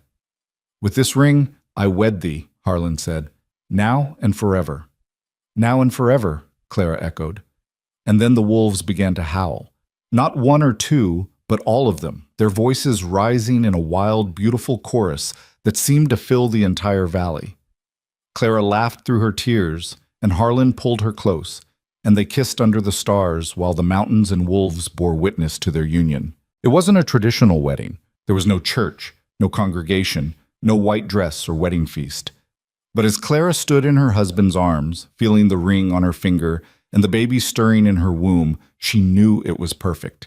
Absolutely, utterly perfect. The months that followed were quiet and full. Clara's pregnancy progressed smoothly, and Harlan hovered around her with a mixture of awe and anxiety that she found simultaneously endearing and exasperating. "I'm pregnant, not dying," she told him one afternoon, after he'd insisted she rest instead of helping with the cooking. "Women have been having babies since the beginning of time." "I know." His jaw was tight. "But women have also died having babies since the beginning of time." Clara's irritation softened. She reached out and took his hand. "I'm healthy, Harlan. Strong. This baby is strong. We're going to be fine." "You can't know that." His voice cracked. "No one can know that." She understood then the fear that drove him. He had lost everything once before: wife, child, hope.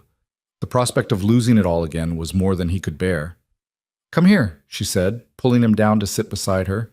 She took his hand and pressed it to her swollen belly, where the baby was kicking with increasing vigor. "Feel that? That's our daughter. Yes, I think it's a girl too, and she's fighting to be born. She's going to make it, Harlan. We all are." He closed his eyes, his hand trembling against her stomach. "How can you be so sure?" "Because I have to be." She kissed his forehead. "Because hope is all we have, and because I refuse to let fear steal the joy of this moment." Harlan was quiet for a long moment. Then he let out a shaky breath and nodded. "You're right. You're always right. Remember that when we argue about names?" That surprised a laugh out of him. "We're arguing about names?" "We will be. I have opinions." "I'm sure you do." He pulled her close, careful of her belly, and pressed his lips to her hair. "I love you, Clara Drake." She smiled against his chest. I love you too, Harlan, and so does our daughter, whoever she turns out to be.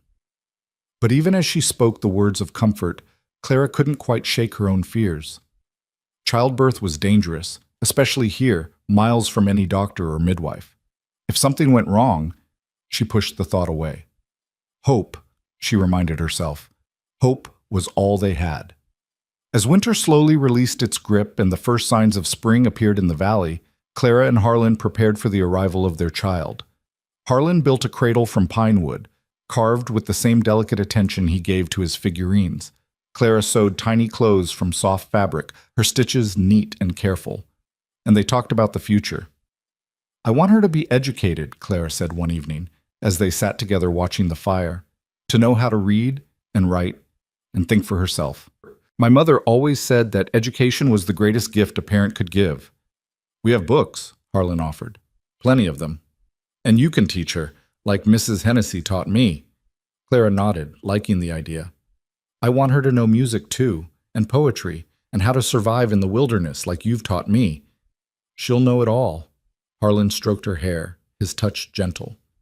She'll be the most educated, most capable, most loved child in the Montana Territory. She'll be wild, Clara said with a smile. Running with wolves, climbing mountains, driving us both to distraction. Good. Harlan's voice was full of warmth. She should be wild. She should be free. She should have everything we never had. Clara turned to look at him, her heart full to bursting. I love you, she said simply. I don't say it enough. You don't have to say it. He kissed her softly. I see it in everything you do. They sat together in comfortable silence after that, watching the flames dance, listening to the distant howl of wolves. And Clara let herself believe, truly believe, that everything would be all right. The baby came in late April as the last snows melted and the first wildflowers pushed through the earth. Clara had been having pains all day, but she hadn't said anything, not wanting to alarm Harlan unnecessarily. It was only when her water broke, soaking the floor of the cabin, that she finally admitted the truth. It's time, she gasped, gripping the back of a chair as a contraction tore through her. Harlan went pale. Now? But it's too early. Babies come when they're ready. Clara forced herself to breathe through the pain. Help me to the bed and boil water, lots of water. The hours that followed were the longest of Clara's life. The contractions came in waves, each one more intense than the last, and between them she drifted in a haze of exhaustion and fear. Harlan stayed by her side throughout, holding her hand, wiping the sweat from her brow, murmuring words of encouragement that she could barely hear. You're doing so well, he said, his voice strained. You're so strong, Clara. Just a little longer.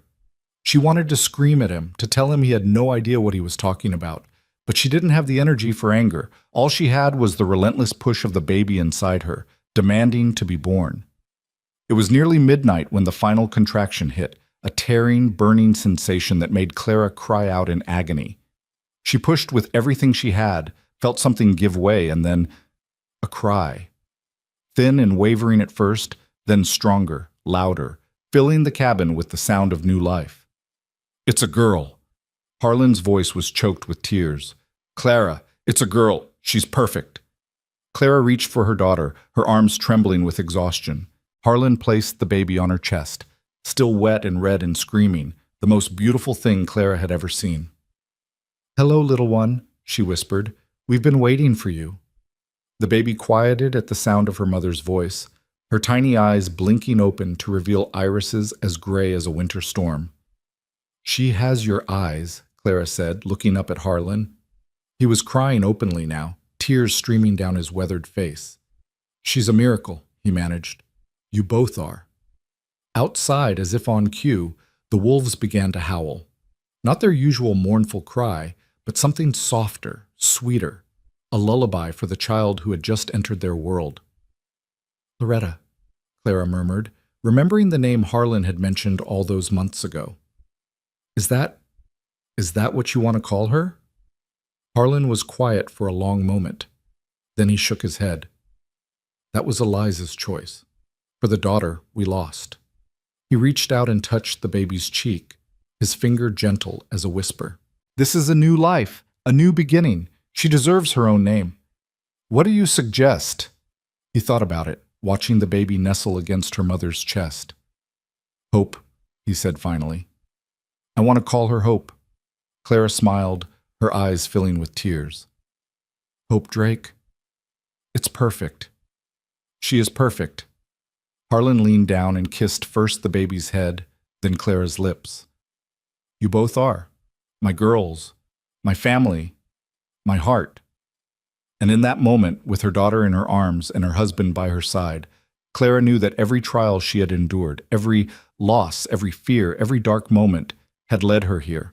To this cabin in the mountains, to this man who had saved her, to this child who represented everything good and beautiful in the world. She was home. At last, she was home. The weeks following Hope's birth were a blur of sleepless nights, endless feedings, and a bone-deep exhaustion that Clara had never experienced before. But woven through the tiredness was a joy so profound it brought tears to her eyes at unexpected moments, when Hope's tiny fingers wrapped around her own, when those storm-gray eyes focused on her face with something like recognition, when Harlan sang lullabies in his rough, untrained voice, and their daughter fell asleep against his massive chest. They had become a family in truth now, not just in name. The cabin that had once seemed like a refuge felt like a home, filled with the sounds of a baby's cries and laughter, with the smell of milk and lavender and the ever-present pine smoke from the fire. Shadow had taken to sleeping inside now, curled at the foot of Clara's bed, her yellow eyes watching over the cradle with fierce devotion. She thinks the baby is her pup, Harlan observed one morning, watching Shadow nuzzle Hope's tiny hand. Clara smiled, though exhaustion made even that simple gesture feel like effort. Is that a problem? Not at all. Wolf mothers are the most protective creatures on Earth. Our daughter couldn't ask for a better guardian. Our daughter. The words still sent a thrill through Clara's heart, even after weeks of hearing them. Our daughter, our family, our life. Spring deepened into early summer, and Hope grew with astonishing speed. She was a good baby, calm, curious, rarely fussy except when hungry or tired. She had Harlan's gray eyes and Clara's honey-brown hair, and already she showed signs of her father's quiet intensity, staring at the world around her with a focused attention that seemed far beyond her weeks. She's watching the wolves, Clara said one afternoon, as they sat on the porch watching the pack play in the meadow below. Hope was cradled in her arms, her eyes tracking the silver shapes as they chased each other through the wildflowers. She's one of them, Harlan said quietly. They know it. She knows it. It should have seemed strange, raising a child among wolves, but to Clara, who had found her own salvation in this wild place, it felt perfectly natural. Hope would grow up knowing the forest as intimately as she knew her own home. She would learn the language of wind and water, of bird and beast, of mountain and sky. She would be wild and free and unafraid. She would have everything Clara had never had. The peace of those early weeks was so complete, so all-encompassing, that Clara almost forgot about the shadows that waited beyond the mountains. Almost forgot about Blackwood and his threats, about her father and his debts, about the world that existed beyond the boundaries of their valley. But the world had not forgotten about her. It was a morning in late June when the first sign of trouble appeared. Harlan had gone to check his trap lines, leaving Clara alone with Hope and Shadow. She was hanging laundry on the line, tiny clothes that seemed impossibly small, each one a reminder of the miracle sleeping in the cradle inside, when Shadow's ears pricked up and a low growl rumbled in her throat. Clara stopped, her hands full of wet cloth, her heart suddenly pounding. What is it, girl? Shadow was staring down the mountain toward the trail that led to Copper Ridge. Her growl intensified, her hackles rising, her body tense with warning. Someone was coming. Clara dropped the laundry and ran inside, scooping Hope from her cradle and pressing the baby close to her chest. Her mind raced through possibilities. A trader, perhaps? They came occasionally, bringing news and supplies from the valley below. A lost traveler seeking directions. Maybe even someone from the Blackfoot settlement to the north, whom Harlan had mentioned as friends. But Shadow's reaction suggested otherwise. The wolf knew the difference between friend and threat, and right now, every line of her body screamed danger. Clara grabbed Harlan's hunting rifle from its place above the mantel. She'd never fired it, but Harlan had taught her how to load it, how to aim, how to squeeze the trigger rather than pull. She positioned herself by the window, Hope clutched against her shoulder, the rifle balanced awkwardly in her free hand. And she waited. The riders appeared 20 minutes later, 3 of them, picking their way up the narrow trail on horseback. They were well-armed, well-dressed, clearly not traders or travelers. Something about the lead rider made Clara's blood run cold, though at this distance she couldn't make out his features. Then they drew closer, and she recognized him, Caleb Rourke. The name surfaced from the murky depths of her memory, bringing with it a wave of revulsion and fear. Caleb Rourke, son of the wealthiest rancher in the Montana Territory. Caleb Rourke, who had pursued Clara with unwanted attention for months before her father's debts forced them to flee Billings. Caleb Rourke, whose proposal she had rejected so firmly that he'd sworn she would regret it someday. That day, it seemed, had finally come. "Clara Wynne!" His voice carried up the mountain, confident and commanding. "I know you're in there. Come out and let's talk like civilized people." Clara didn't move. She barely breathed. In her arms, Hope began to stir, disturbed by her mother's tension. "Shh, little one," Clara whispered. "Shh, Mama's here. Everything's going to be fine." But even as she said the words, she knew they might be lies. The riders had stopped at the edge of the clearing, just out of rifle range. Clara could see them more clearly now. Caleb in his expensive clothes, his handsome face twisted with an expression that might have been triumph or anger or both. 2 rough-looking men she didn't recognize, mercenaries by the look of them, hired muscle for whatever Caleb had planned. "I'm not leaving until I speak with you," Caleb called again. "Your father told me everything. How that monster Drake bought you like cattle, how he's kept you prisoner up here in the wilderness. I've come to rescue you, Clara. To take you home where you belong." Rescue. The word tasted bitter in Clara's mouth. She thought of Blackwood, of Helena, of the fate that had awaited her before Harlan intervened. That was what awaited her if she left with Caleb. Not rescue, but another kind of prison. "I don't need rescuing," she shouted through the window, keeping her body hidden, the rifle ready. "Go back to wherever you came from, Caleb. I'm exactly where I want to be." A pause, then laughter, cold and cruel. "Do you hear that, boys? The little witch thinks she wants to be here, living like an animal with that murderer and his wolves." Caleb's voice hardened. "Your father signed a contract, Clara. A marriage contract. You were promised to me before Drake interfered. I'm here to collect what's mine."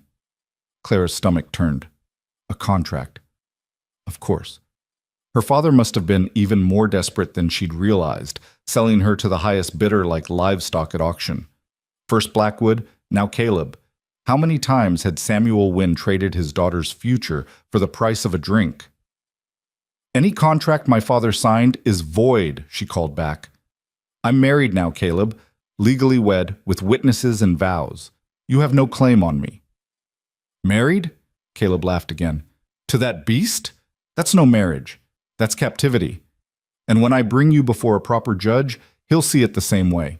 He'll annul whatever farce you've committed and recognize my prior claim." His voice dropped, became something oily and threatening. "This can be easy or hard, Clara. Come out now, and I'll treat you gently. Make me come in after you, and I won't be so kind." Shadow's growl had become a continuous rumble, and Clara saw movement at the edge of the forest. The rest of the pack, drawn by the tension, watching from the shadows of the trees. They were waiting, she realized, waiting for a signal, a command, permission to defend their territory. She thought about giving it. She thought about letting the wolves loose on these men who threatened her family. But something held her back. The knowledge that violence would only bring more violence, that Caleb's death would bring his father's wrath down on them, that there had to be another way. "Leave now," she said, her voice steady despite her pounding heart. "My husband will return soon, and he won't be as polite as I am. If you're still here when he arrives, he'll kill you." "Your husband?" Caleb sneered. "You mean the mountain hermit who speaks to wolves and murders men?" "Yes, I've heard the stories. I've also heard he's getting old, getting slow. 3 against 1, with guns against knives. I like those odds." Clara's finger tightened on the trigger. 3 against 1? You're forgetting about me, and the wolves, and the fact that Harlan Drake has survived worse than you can possibly imagine. Turn around, Caleb. Go home. This is my only warning." For a long moment, nothing happened. Claire could see Caleb conferring with his hired men, their voices too low to hear. Then he turned back toward the cabin, and his smile was the coldest thing she'd ever seen.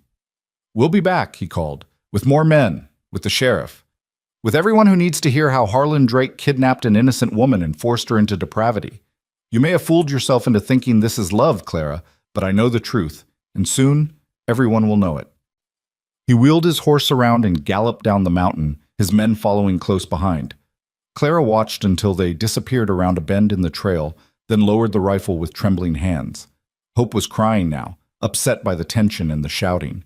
Clara soothed her automatically, her mind racing through possibilities, none of them good. Caleb would return, she had no doubt of that. He would bring reinforcements, just as he'd promised. And when he did, she didn't want to think about when he did.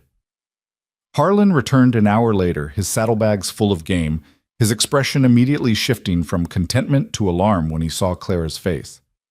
"What happened?" he demanded, swinging down from his horse. "Are you hurt? Is Hope—" "We're fine." Clara met him at the door, Hope still in her arms, and told him everything. Caleb's arrival, his threats, the contract her father had signed. She watched Harlan's face change as she spoke, watched the gentle man she loved disappear behind a mask of cold fury. "Rourke," he said finally, the name like a curse. "I know that family. The father owns half the territory and the son thinks he owns the rest. They're used to getting what they want."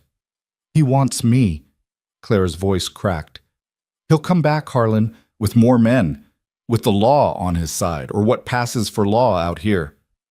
Harlan was quiet for a long moment, his jaw working, his hands clenched at his sides. When he spoke, his voice was low and dangerous. "Then we need to be ready." The days that followed were tense, watchful, filled with preparation and dread. Harlan fortified the cabin as best he could, reinforcing the door, creating sight lines for defensive fire, establishing escape routes through the forest in case the worst happened. He taught Clara to shoot properly, not just the basics, but the fine points of aim and timing that could mean the difference between life and death. "I don't want to kill anyone," she said, after successfully hitting 3 targets in a row. "Neither do I."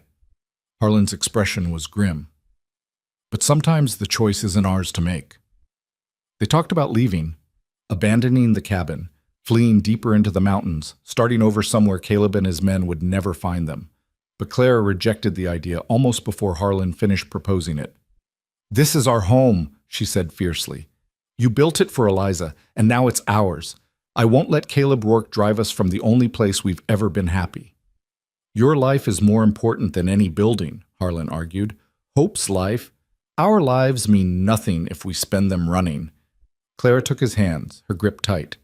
"I ran for years, Harlan, from town to town, always looking over my shoulder, always waiting for the next disaster. I won't do it anymore, not now that I finally have something worth fighting for." He stared at her for a long moment, and she saw the war playing out behind his eyes, the instinct to protect at any cost warring with respect for her choice. Finally, he nodded. "Then we fight. Together." "Together," Clara agreed. "Always." A week passed, then 2. The summer heat settled over the valley like a blanket, and still Caleb didn't return. Clara began to hope, against her better judgment, that perhaps he'd given up. Perhaps he'd realized she wasn't worth the trouble. Perhaps his father had talked sense into him. But Harlan knew better. "He's gathering support," he said grimly, "building a case. When he comes back, it won't be with 3 men. It'll be with an army." He was right. They came on a Sunday morning in early August, just as the sun was cresting the eastern peaks. Clara was feeding hope when Shadow began to howl. Not a warning growl this time, but a full-throated cry of alarm that brought the rest of the pack running from wherever they'd been scattered. Harlan was at the window before Clara could even rise. What she saw in his face made her blood turn to ice. "How many?" she whispered. 15, maybe 20, armed, some in uniform." His voice was flat, emotionless, the voice of a man preparing for war. "They've brought the sheriff." Clara joined him at the window, hope pressed close to her chest, and looked down at the army approaching their home. Caleb rode at the front, of course, his handsome face alight with triumph. Behind him came a motley collection of men, Hired guns, townspeople, even a few she recognized from her brief time in Copper Ridge. And riding beside Caleb, his badge glinting in the morning light, was Sheriff Thomas Grady. Grady was a hard man, she'd heard, fair, mostly, but with a rigid view of law and order that left little room for nuance. If Caleb had convinced him that Clara was being held against her will, that Harlan was the monster everyone believed him to be. "Harlan Drake!" Grady's voice boomed across the clearing. "By the authority vested in me by the territory of Montana, I order you to release Clara Wynne and surrender yourself for questioning." Harlan didn't respond. He was checking his rifle, counting ammunition, moving with the calm efficiency of a man who had faced death before. "Harlan," Clara grabbed his arm, "you can't fight them. There are too many." "I can slow them down. Give you time to escape with hope." "No." The word came out fierce, desperate. "I won't leave you. We fight together, remember?" "Clara," I said no. She was crying now, tears streaming down her face, but her voice was steady. "If you go out there, they'll kill you. And then they'll take me anyway, and Hope will grow up without a father. Is that what you want?" Harlan's resolve wavered. She could see it. The thought of Hope, of their daughter, was the one thing that could break through his warrior's determination. "What would you have me do?" he asked quietly. "Surrender? Let them take you?" "Let me talk to them." Clara wiped her tears with the back of her hand. "Let me explain. I'll show them hope. Let them see that I'm not a prisoner. Maybe the sheriff will listen to reason." "And if he doesn't?" Clara looked at the army gathered below, at Caleb's triumphant smile, at the guns and torches and righteous fury of men who believed they were saving a woman from a monster. "Then we fight," she said, "but not until we've exhausted every other option."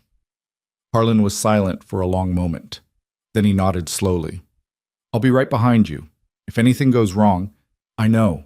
She kissed him, hard and fast, pouring all her love and fear into that single moment of contact. "I love you, Harlan Drake." "I love you too, Clara. More than life itself." She took a deep breath, squared her shoulders, and walked out to face the mob. The clearing fell silent as Clara emerged from the cabin. She moved slowly, carefully, hope cradled against her chest, her chin high despite the terror churning in her gut. She could feel the eyes of 20 men on her, assessing, judging, deciding whether she was victim or willing participant in whatever crimes they believed had been committed. Sheriff Grady dismounted and approached her, his weathered face unreadable. "Mrs. Wynne?" "Mrs. Drake," Clara corrected quietly. "I'm married now, Sheriff." A murmur ran through the crowd, and Caleb pushed forward, his expression darkening. "She's lying. Or deluded. That savage has brainwashed her, twisted her mind." "Let the lady speak, Mr. Rourke." Grady's voice was firm, brooking no argument. He turned back to Clara, his eyes dropping to the baby in her arms. "Is that child yours?" "Yes, mine and Harlan's. Her name is Hope." Another murmur, louder this time. Clara saw some of the men exchanging glances, uncertainty replacing conviction. A baby changed things. A baby made this more complicated than a simple rescue mission. "Mr. Rourke claims you were purchased against your will," Grady said. "That you've been held captive in this cabin for over a year. That the man inside is a known murderer who has kept you isolated from all contact with the outside world." "Mr. Rourke is wrong." Clara's voice rang out clear and strong. "My father sold me to a man named Blackwood, who intended to force me into prostitution in Helena. Harlan Drake paid $800 in gold to save me from that fate. He brought me here, gave me shelter, gave me a choice. I chose to stay. I chose to marry him. I chose to have his child. Every decision has been mine, Sheriff. Every single one." Caleb's face twisted with rage. "She's lying, or she doesn't know what she's saying. Stockholm Syndrome, gentlemen. That's what this is. The victim identifies with her captor, defends him, even claims to love him." "I'm not a victim." Claire's voice rose, sharp with anger. "I'm a woman who was given no choices my entire life, until one man offered me the freedom to choose for myself. You want to talk about captivity, Caleb? Let's talk about the marriage contract my father signed without my knowledge or consent. Let's talk about how you plan to treat me like property, just like Blackwood did. The only difference between you is the price you are willing to pay." Silence fell over the clearing. Clara could see doubt creeping into the faces of the men who had come to rescue her. Doubt about Caleb's story, doubt about their mission, doubt about who the real villain was in this tale. "Sheriff Grady." Clara met his eyes, willing him to see the truth. "I am not a captive. I am not brainwashed. I am a woman who found love in an unexpected place with an unexpected man. Harlan Drake saved my life. He has never raised a hand to me, never forced me to do anything against my will, never been anything but gentle and kind. If that makes him a monster, then I pray for more monsters in this world." Grady was quiet for a long moment, studying her face, her posture, the way she held her child. Clara knew he was looking for signs of abuse, of coercion, of the fear that would mark a true captive. She held his gaze steadily, letting him see exactly who and what she was. "She's a liar!" Caleb's voice cracked with frustration. "Can't you see she's protecting him? He's threatened her, threatened the baby." "That's enough, Mr. Rourke." Grady's voice was cold. "The woman seems lucid and unharmed. The child appears healthy and well cared for." "Unless you have evidence of an actual crime, I have a contract." Caleb pulled a crumpled paper from his coat. "Signed by her father, witnessed and sealed. She was promised to me before Drake interfered." Grady took the paper and examined it, his expression unreadable. Clara's heart sank. Whatever that contract said, it might be enough to justify taking her by force. "This contract is dated after Mrs. Drake's marriage," Grady said finally. "Even if it were legitimate, which I'm not convinced it is, it was signed after she was legally wed to another man. It's worthless." "My father had no right to sign it," Clara added. "I was already married, already carrying my husband's child. Any agreement he made was fraudulent from the start." Caleb's face had gone purple with rage. "You can't let her stay with that murderer. Everyone knows what he did. The men he killed were the outlaws who murdered his first wife and unborn child," Grady interrupted. "I've done my research, Mr. Rourke. Harlan Drake took justice into his own hands, yes. But the men he killed were wanted criminals with bounties on their heads. Some might call him a vigilante. Others might call him a grieving husband who punished those responsible for his loss." He folded the worthless contract and tucked it into his pocket. "Either way, it's not a matter for this posse." A ripple of unease ran through the gathered men. Clara could see them reconsidering, reevaluating, realizing that perhaps they'd been sold a different story than the one playing out before them. "Sheriff?" Caleb's voice had gone silky, dangerous. "Surely you're not going to let this stand.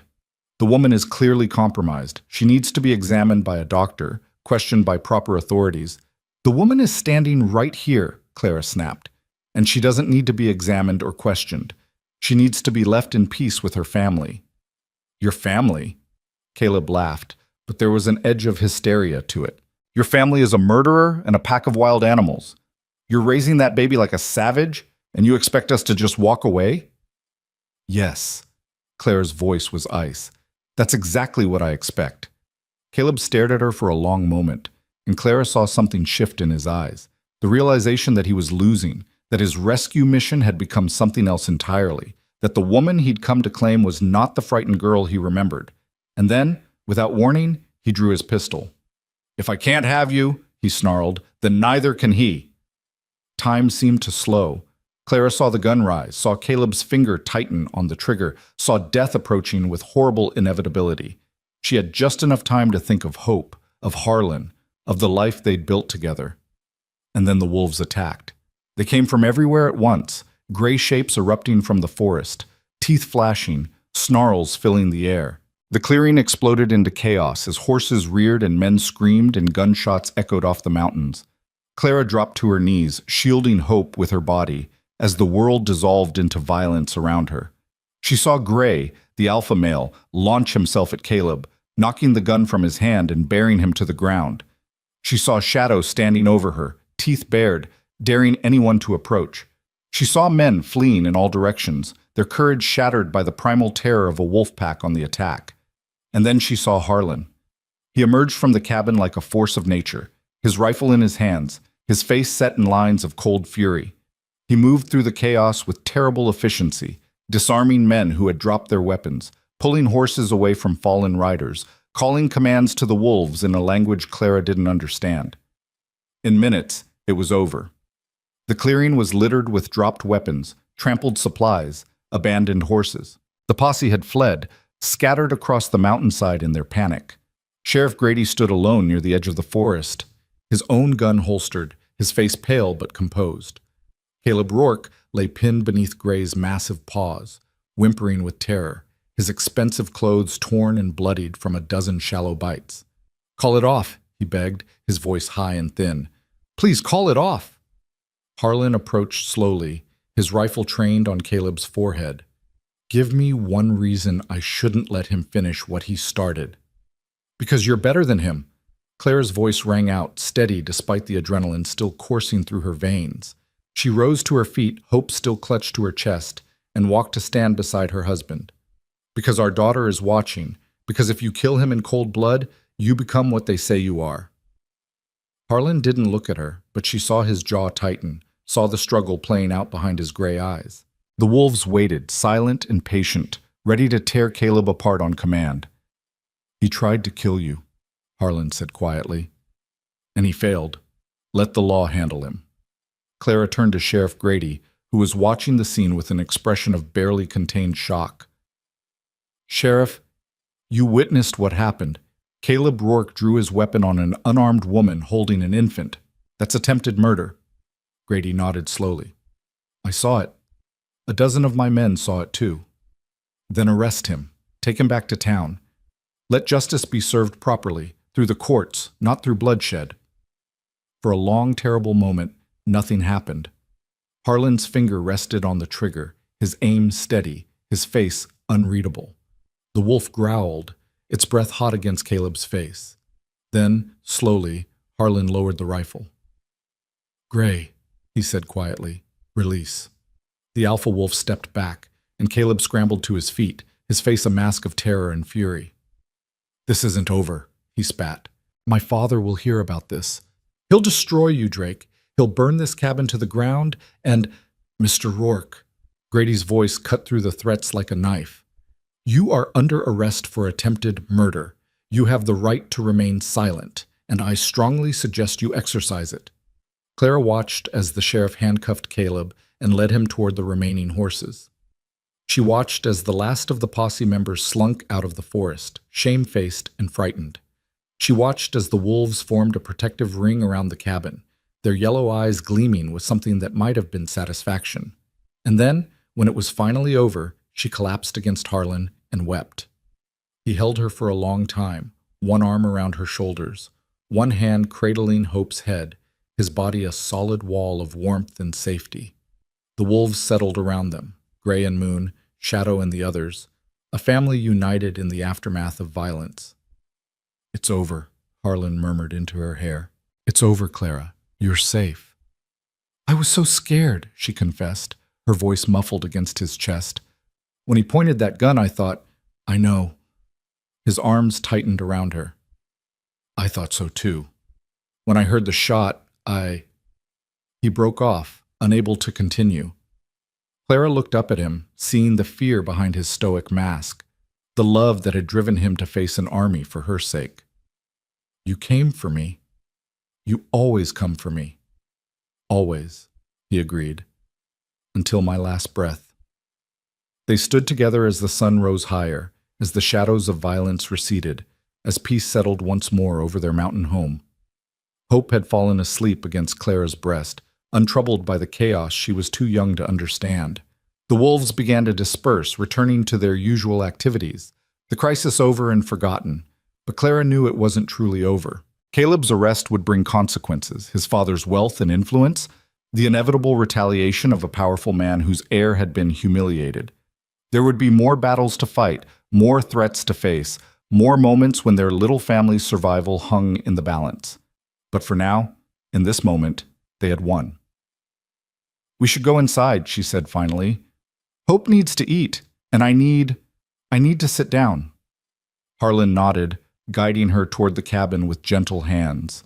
At the door, he paused and looked back at the clearing, at the trampled ground, the scattered debris, the evidence of the confrontation that had just occurred. They'll be back, he said quietly. Maybe not Caleb, but others. Men who believe what he believes. Men who think they can take what isn't theirs. I know. Clara leaned against him, drawing strength from his presence. But we'll be ready. We'll always be ready. Together? She smiled despite everything. Together, always. They went inside, and the door closed behind them, shutting out the world and its dangers. The wolves took up their positions around the cabin. Silent sentinels, guardians of the family they had claimed as their own. And in the mountains of Montana, peace reigned once more. But Clara knew it wouldn't last. She could feel it in her bones, in the prickling of her skin, in the way Shadow's ears stayed pricked toward the trail that led down to the valley. The world wasn't done with them yet. The past had a way of refusing to stay buried, and the future held shadows they couldn't yet see. She nursed hope in the rocking chair Harlan had carved during the long winter nights, watching through the window as her husband moved around the clearing, gathering dropped weapons, calming the horses the posse had abandoned in their flight. He moved with the easy grace of a man completely at home in his environment, and she loved him so fiercely it felt like a physical ache. He had killed for her, or rather, he had been willing to kill for her, had stood at the precipice of violence and stepped back only because she'd asked him to. That kind of love was terrifying in its intensity, and Clara sometimes wondered if she deserved it. But then hope would stir in her arms, those gray eyes opening to find her mother's face, and Clara would know that she did. They all deserved this love, this family, this life they'd built against all odds, and she would fight to protect it just as fiercely as Harlan would, just as fiercely as the wolves who circled their home like silent prayers. The afternoon passed quietly. Harlan inventoried the supplies the posse had left behind, several rifles, boxes of ammunition, blankets, food stores. It was a small fortune in materials, and Clara could see him calculating how long it would last, what they could use, what they might need in the months to come. "We should move," he said finally, as the sun began to sink toward the western peaks. "Not far, just deeper into the mountains where it's harder to find us." Clara shook her head. "We talked about this. I won't run." "This isn't running. It's being strategic. Caleb's father will come for revenge, and when he does, we'll face him, just like we faced Caleb, just like we've faced everything else." She rose from the rocking chair and crossed to where he stood by the window. "Harlan, look at me!" He turned, his gray eyes troubled, his jaw set in stubborn lines. "This cabin is our home. It's where we were married, where hope was born, where we built our life together. If we abandon it every time someone threatens us, we'll be running forever. Is that what you want for our daughter? A life of constant flight, never knowing when we'll have to leave everything behind?" "I want her to be safe," Harlan said quietly. "That's all I want. For both of you to be safe. We can be safe here. We proved that today. The wolves, the mountains, the knowledge you've given me, they're our protection. They're better than any fortress you could build." She took his hands, feeling the calluses and scars that told the story of his life. "Trust in what we've created, Harlan. Trust in us." He was silent for a long moment, and she could see the war playing out behind his eyes. Finally, he sighed and pulled her close. "You're the most stubborn woman I've ever met," he murmured against her hair. "I learned from the best." Eliza wasn't stubborn. She was fierce. There's a difference.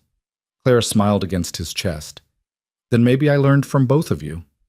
They held each other as the sun set, painting the mountains in shades of gold and pink and purple. Outside, the wolves began their evening song, a chorus of howls that seemed to carry all the beauty and wildness of the world within it. And Clara let herself believe once more that everything would be all right. The days that followed were tense but uneventful. No riders appeared on the trail. No threats emerged from the valley below. The world seemed to have forgotten about them, at least for the moment, and Clara clung to that peace with desperate gratitude. She returned to the rhythms of mountain life, tending the garden, preserving food for winter, caring for hope, loving Harlan in the quiet moments between tasks. She taught herself to read the weather better, to predict storms before they arrived, to know when the wolves were sensing something humans couldn't perceive. And she watched the trail. Always. she watched the trail. "You're going to wear a hole in the floor," Harlan observed one morning, finding her at her usual post by the window. "I can't help it." She didn't turn around. "Every time I close my eyes, I see Caleb pointing that gun. I see what could have happened." "What didn't happen?" Harlan came up behind her and wrapped his arms around her waist. "You're safe, Clara. Hope is safe. I won't let anything change that." "You can't promise that. Nobody can promise that." "No." His voice was quiet, honest. "But I can promise to fight for it. Every day, with everything I have. Isn't that enough?" Clara turned in his arms and looked up at him, at the face she loved, scarred and weathered and impossibly dear. "It's more than enough," she said. "It's everything." She kissed him then, soft and slow, trying to communicate everything she couldn't put into words. The fear and the love, the gratitude and the determination, the absolute certainty that she would rather die than live without him. When they finally broke apart, both breathless, Harlan's eyes were bright with emotion. "Come with me," he said. "There's something I want to show you." He led her out of the cabin, past the garden and the woodpile, into the forest that bordered their little valley. Clara followed, curious despite herself, trusting him as she always did to lead her somewhere worth going. They walked for nearly an hour, following trails she'd never noticed before, climbing higher and higher into the mountains. The wolves accompanied them, Shadow at Clara's heel, the others ranging ahead, a protective escort through the wilderness. And then, suddenly, they emerged from the trees, and Clara gasped. They stood on a rocky outcrop overlooking a vista so beautiful it stole her breath. Mountains stretched in every direction, their peaks lost in clouds, their slopes carpeted with wildflowers and evergreens. A waterfall plunged from a cliff nearby, its spray creating rainbows in the morning light. Eagles soared overhead, and somewhere in the distance a bull elk bugled his challenge to the world. "This is where I scattered Eliza's ashes," Harlan said quietly. "I used to come here every day in those first years, to talk to her, to remember." Clara didn't know what to say. She reached for his hand and held it tight. "I haven't been back since you came into my life." He turned to look at her, and she saw tears on his weathered cheeks. "Not because I forgot her. I could never forget her, but because I found something I didn't think I'd ever find again. A reason to look forward instead of back. Harlan, I love you, Clara. I love Hope. I love the life we've built together." He brought her hand to his lips and kissed it. "I brought you here because I wanted you to know. I wanted you to understand that you're not a replacement. You're not a substitute for what I lost. You're something new, something precious, something that belongs entirely to you." Clara was crying now, tears streaming down her face, her heart so full she thought it might burst. "I understand," she managed. "I've always understood." "I know." He smiled, that rare, beautiful smile that transformed his entire face. "That's why I love you." They stood together on that rocky outcrop, looking out at the world spread before them, and Clara felt something shift inside her, the fear that had dogged her since Caleb's attack, the constant vigilance, the waiting for the next disaster.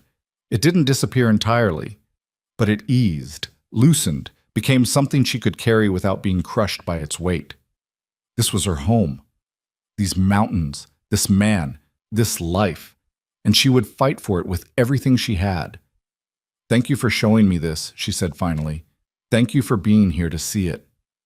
They made their way back to the cabin as the sun climbed higher, walking hand in hand through the forest, the wolves padding silently around them. Hope was waiting, fussing in her cradle, hungry and demanding attention, and Clara returned to the rhythms of motherhood with a lighter heart than she'd had in weeks. The world outside might be dangerous, unpredictable, full of men like Caleb Rourke who thought they could take whatever they wanted. But here, in this cabin, in this valley, with this man and their daughter and their pack of loyal wolves, Clara had found something worth more than safety. She had found home, and she would never let it go. The summer faded into autumn, and with it came the slow settling of peace over the mountain valley. News trickled up from Copper Ridge in fragments.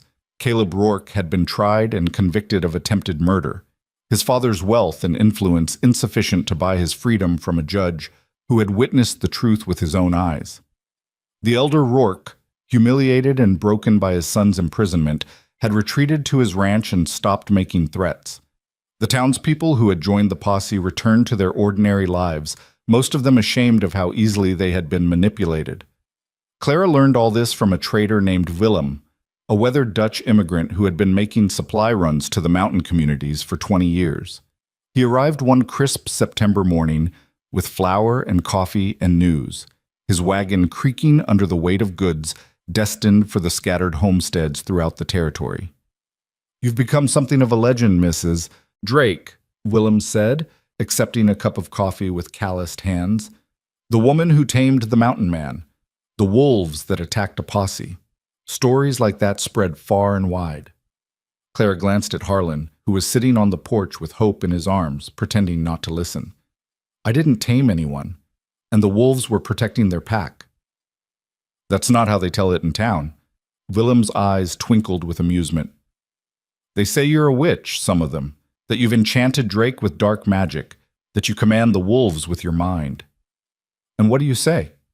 Willem looked at her for a long moment, taking in the strength in her posture, the peace in her eyes, the way her gaze kept drifting to her husband and child.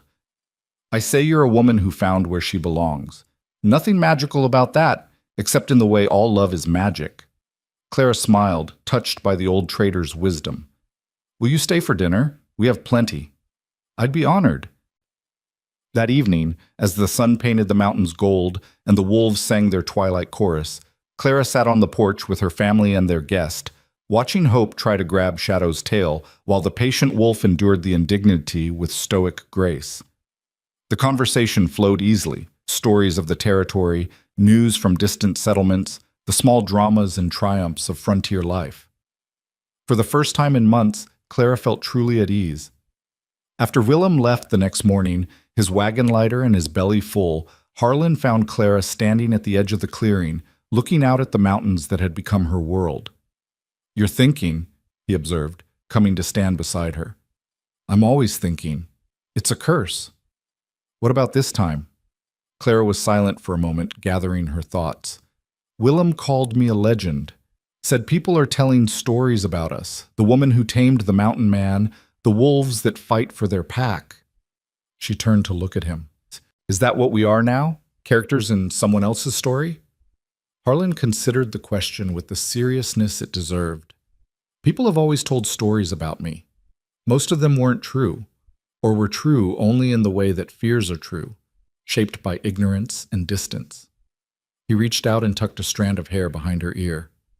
"But the stories they're telling now about us, those have something different at their heart, something real. Love? Love. Family. The idea that monsters can be redeemed, that the wild places still hold room for happiness." He smiled, that rare expression that still made Clara's heart skip. "Maybe it's not such a bad legend to leave behind." Clara leaned into him, resting her head against his shoulder.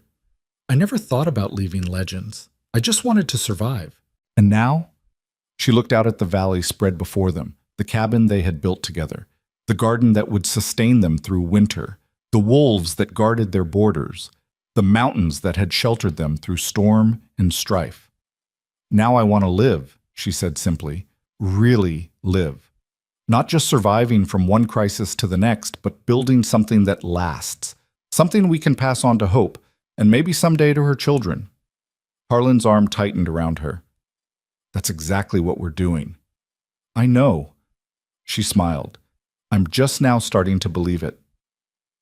The autumn deepened, bringing with it the rituals of preparation that Clara had come to love.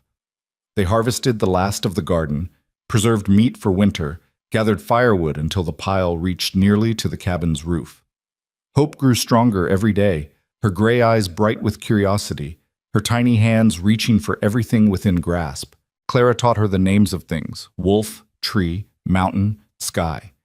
She sang to her the songs her mother had sung, read to her from the books that lined Harlan's shelves, held her up to the window to watch the wolves play in the meadow. And she marveled constantly at the miracle of this child who had come from love and would grow up knowing nothing but love. "She's going to be remarkable," Harlan said one evening, watching Clara nurse their daughter by firelight. "I can already see it." All parents think their children are remarkable. That doesn't make it less true. He came to sit beside them, his large hand gentle on Hope's head. She has your spirit, Clara, that fire that refuses to be extinguished. And she has my stubbornness, God help us all. Clara laughed. Heaven help whoever tries to tell her no. Heaven help whoever tries to take anything she loves. Harlan's voice had gone serious. She'll fight for what matters, just like we do. Just like you did, from the very beginning. Clara thought about that. About the frightened girl who had been sold in a saloon, about the woman who had faced down a mob with nothing but words and will. She barely recognized that girl now, buried under layers of strength and love and hard-won wisdom. I fought because I had something worth fighting for, she said quietly. You. Hope. This life. Everything I never knew I wanted until I had it. And now? Clara looked at her husband, at their daughter, at the cabin that had become her sanctuary. Outside, the wolves had begun their evening song, a chorus that had once seemed alien and now felt like home. Now I have something worth living for, she said, and I plan to live for a very long time.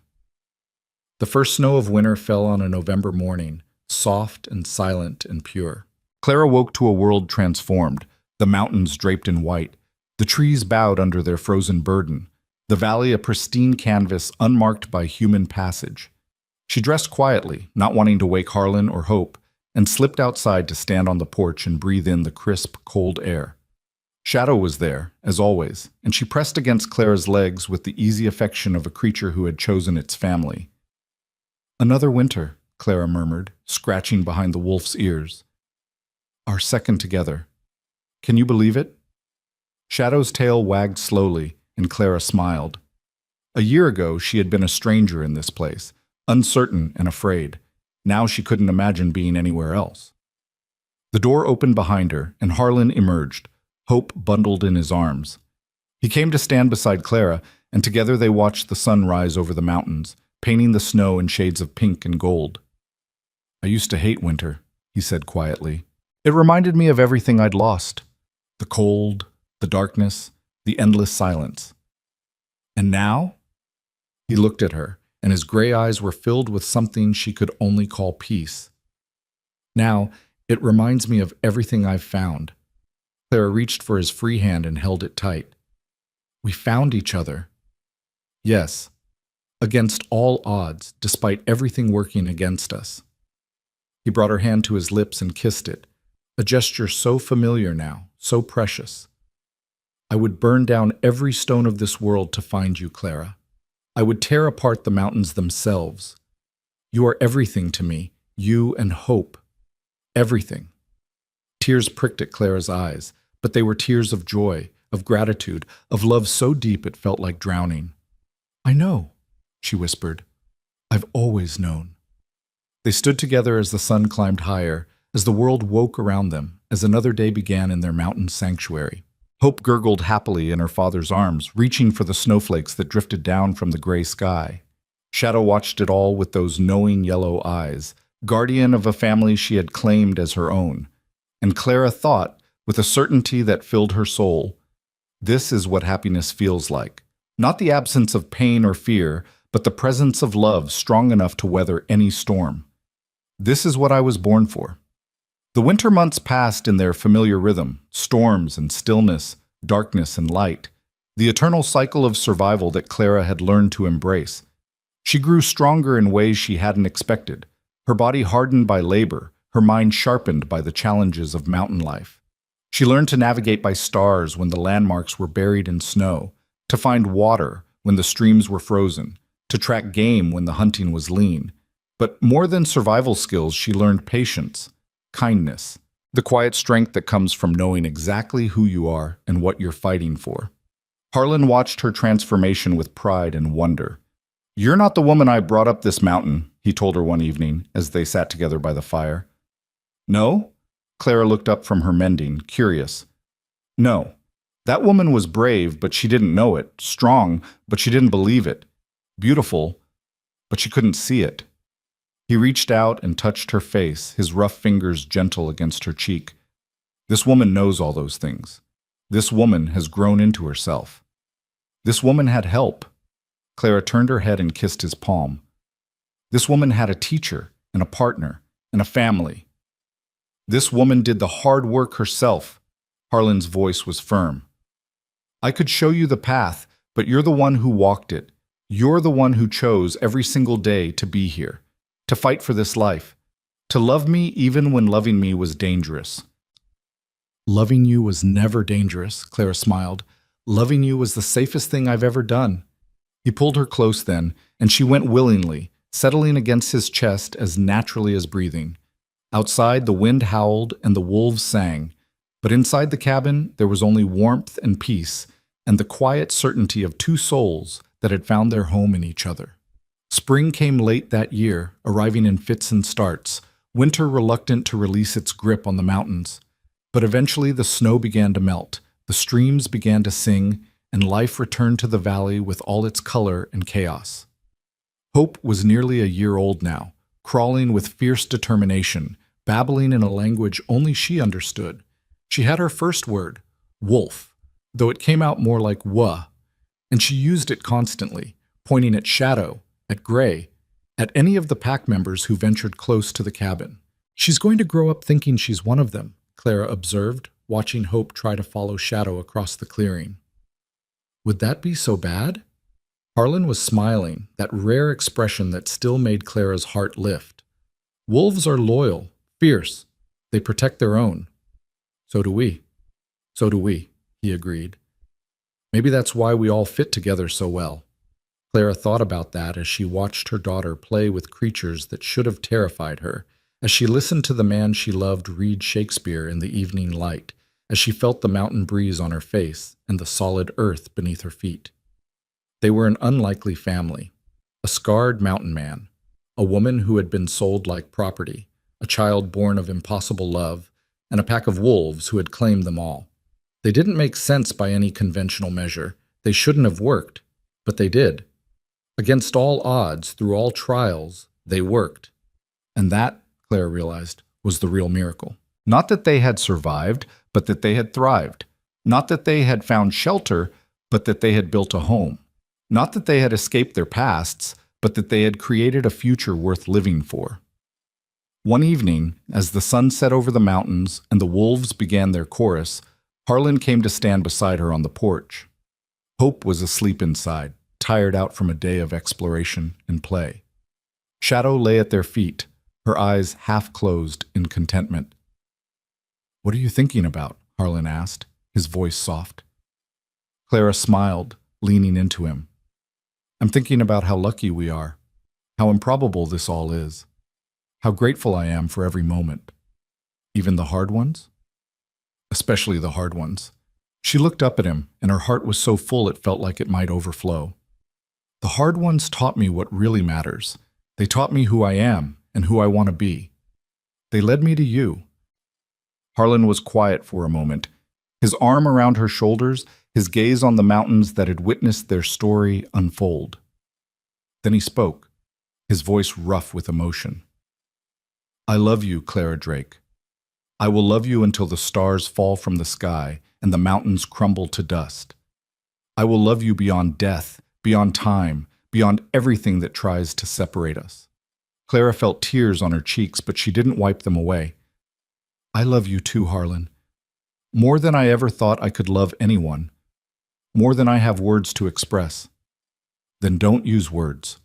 He turned her to face him, his hands cradling her face like something precious. "Just stay. Just be here with me for as long as we have." "Forever," Clara promised. "I'll stay forever." He kissed her then, soft and slow, a promise sealed in the fading light. And the wolves howled their approval, a wild song that seemed to bless this union, this family, this love that had defied every expectation. Clara Drake, who had been Clara Wynne, who had been nothing but a girl sold in a saloon, stood in the arms of her husband and knew, with absolute certainty, that she had found her place in the world. Not the place she had been born into, not the place others had tried to force her into, but the place she had chosen, fought for, and earned with every breath. Her place, her life, her love, and nothing would ever take it from her again. The years flowed like the mountain streams, sometimes rushing with urgent purpose, sometimes meandering in lazy contentment, but always moving forward, always carrying them towards something new. Clara watched her daughter grow from a crawling infant into a toddling child, from a toddling child into a fierce little girl who ran with wolves and climbed trees and asked questions about everything under the vast Montana sky. Hope Drake was 4 years old now, with her father's gray eyes and her mother's honey-brown hair, wild and untamed no matter how many times Clara tried to brush it into submission. She spoke in full sentences, read simple words from her parents' books, and had opinions about everything, especially about the wolves, whom she considered her siblings rather than pets. "Shadow is sad today," Hope announced one morning, pressing her small hand against the dark wolf's flank. "Her heart hurts." Clara looked up from the bread she was kneading, struck as always by her daughter's uncanny connection to the pack. "How do you know that, sweetheart?" "I can feel it." Hope's expression was serious, far too serious for a child her age. "She's thinking about before us." Clara exchanged a glance with Harlan, who had paused in his whittling to listen.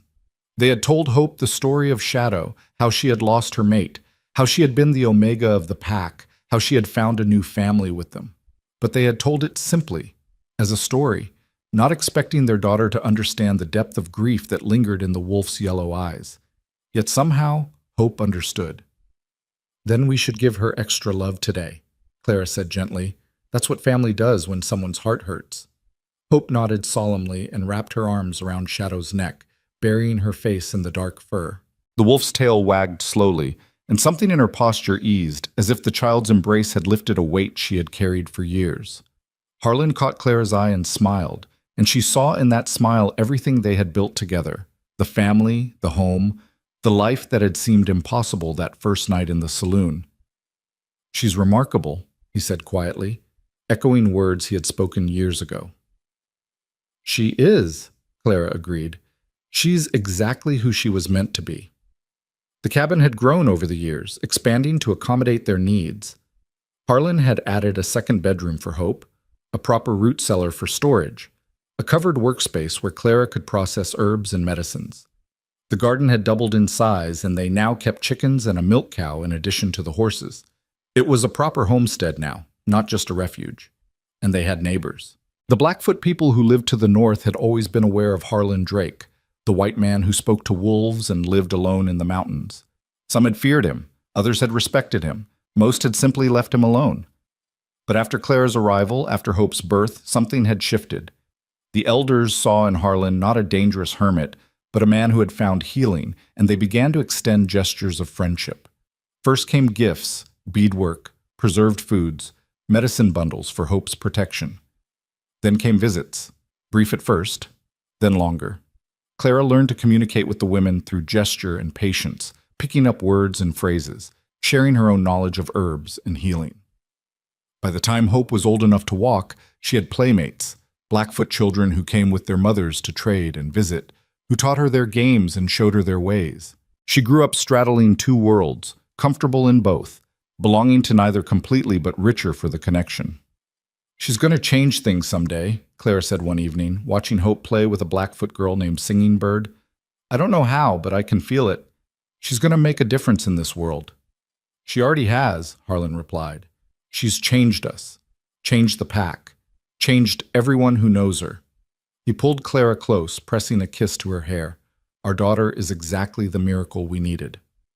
The world beyond the mountains continued to evolve, sometimes touching their lives, mostly passing them by. The railroad pushed further west, bringing more settlers, more towns, more of the civilization Clara had once known. Telegraph lines crossed the territory. New laws were passed, new territories carved from the wilderness. But in their valley, time moved differently. The rhythms of nature governed their days. The migration of animals, the changing of seasons, the eternal cycle of birth and death and renewal. They lived simply, worked hard, loved deeply. And they were happy. Genuinely, profoundly happy. Clara thought about that sometimes, turning it over in her mind like a smooth stone. Happiness had seemed like such an impossible thing once, a luxury reserved for people with money and security, people who hadn't been sold by their own fathers, people whose lives hadn't been shaped by loss and betrayal. But she had found it here, in the most unlikely of places, with the most unlikely of people. Happiness wasn't about circumstances, she had learned. It was about choice, about deciding, every single day, to embrace the life you had rather than mourning the life you'd lost. She had made that choice. Harlan had made that choice. And together, they had built something beautiful. The autumn that Hope turned 5 brought unexpected visitors. Clara was gathering herbs at the edge of the forest when Shadow's warning growl alerted her to their presence. 2 riders approaching on the trail from Copper Ridge. Her hand went instinctively to the knife at her belt, her body tensing for flight or fight. But as the riders drew closer, she recognized one of them. Sheriff Thomas Grady looked older than she remembered, his hair gone completely gray, his face more deeply lined, but his eyes were the same, sharp, assessing, missing nothing. Beside him rode a young woman Clara didn't recognize, her dark hair pulled back from a face that bore the marks of recent crying. "Mrs. Drake," Grady tipped his hat as they reached the clearing. "I apologize for the intrusion." Clara didn't relax her guard. "Sheriff, what brings you this far from town?" Grady hesitated, and Clara saw something in his expression she hadn't expected. Uncertainty, perhaps even compassion. "There's news about your father." The words hit Clara like a physical blow. Her father. Samuel Wynne. She hadn't thought about him in years, had deliberately pushed all memory of him into a dark corner of her mind where it couldn't hurt her. "What about him?" Her voice came out flat, emotionless. "He's dead, ma'am. Passed 3 days ago in the charity ward at Helena." Grady shifted in his saddle, clearly uncomfortable. The doctor said it was his liver. Years of drinking finally caught up with him.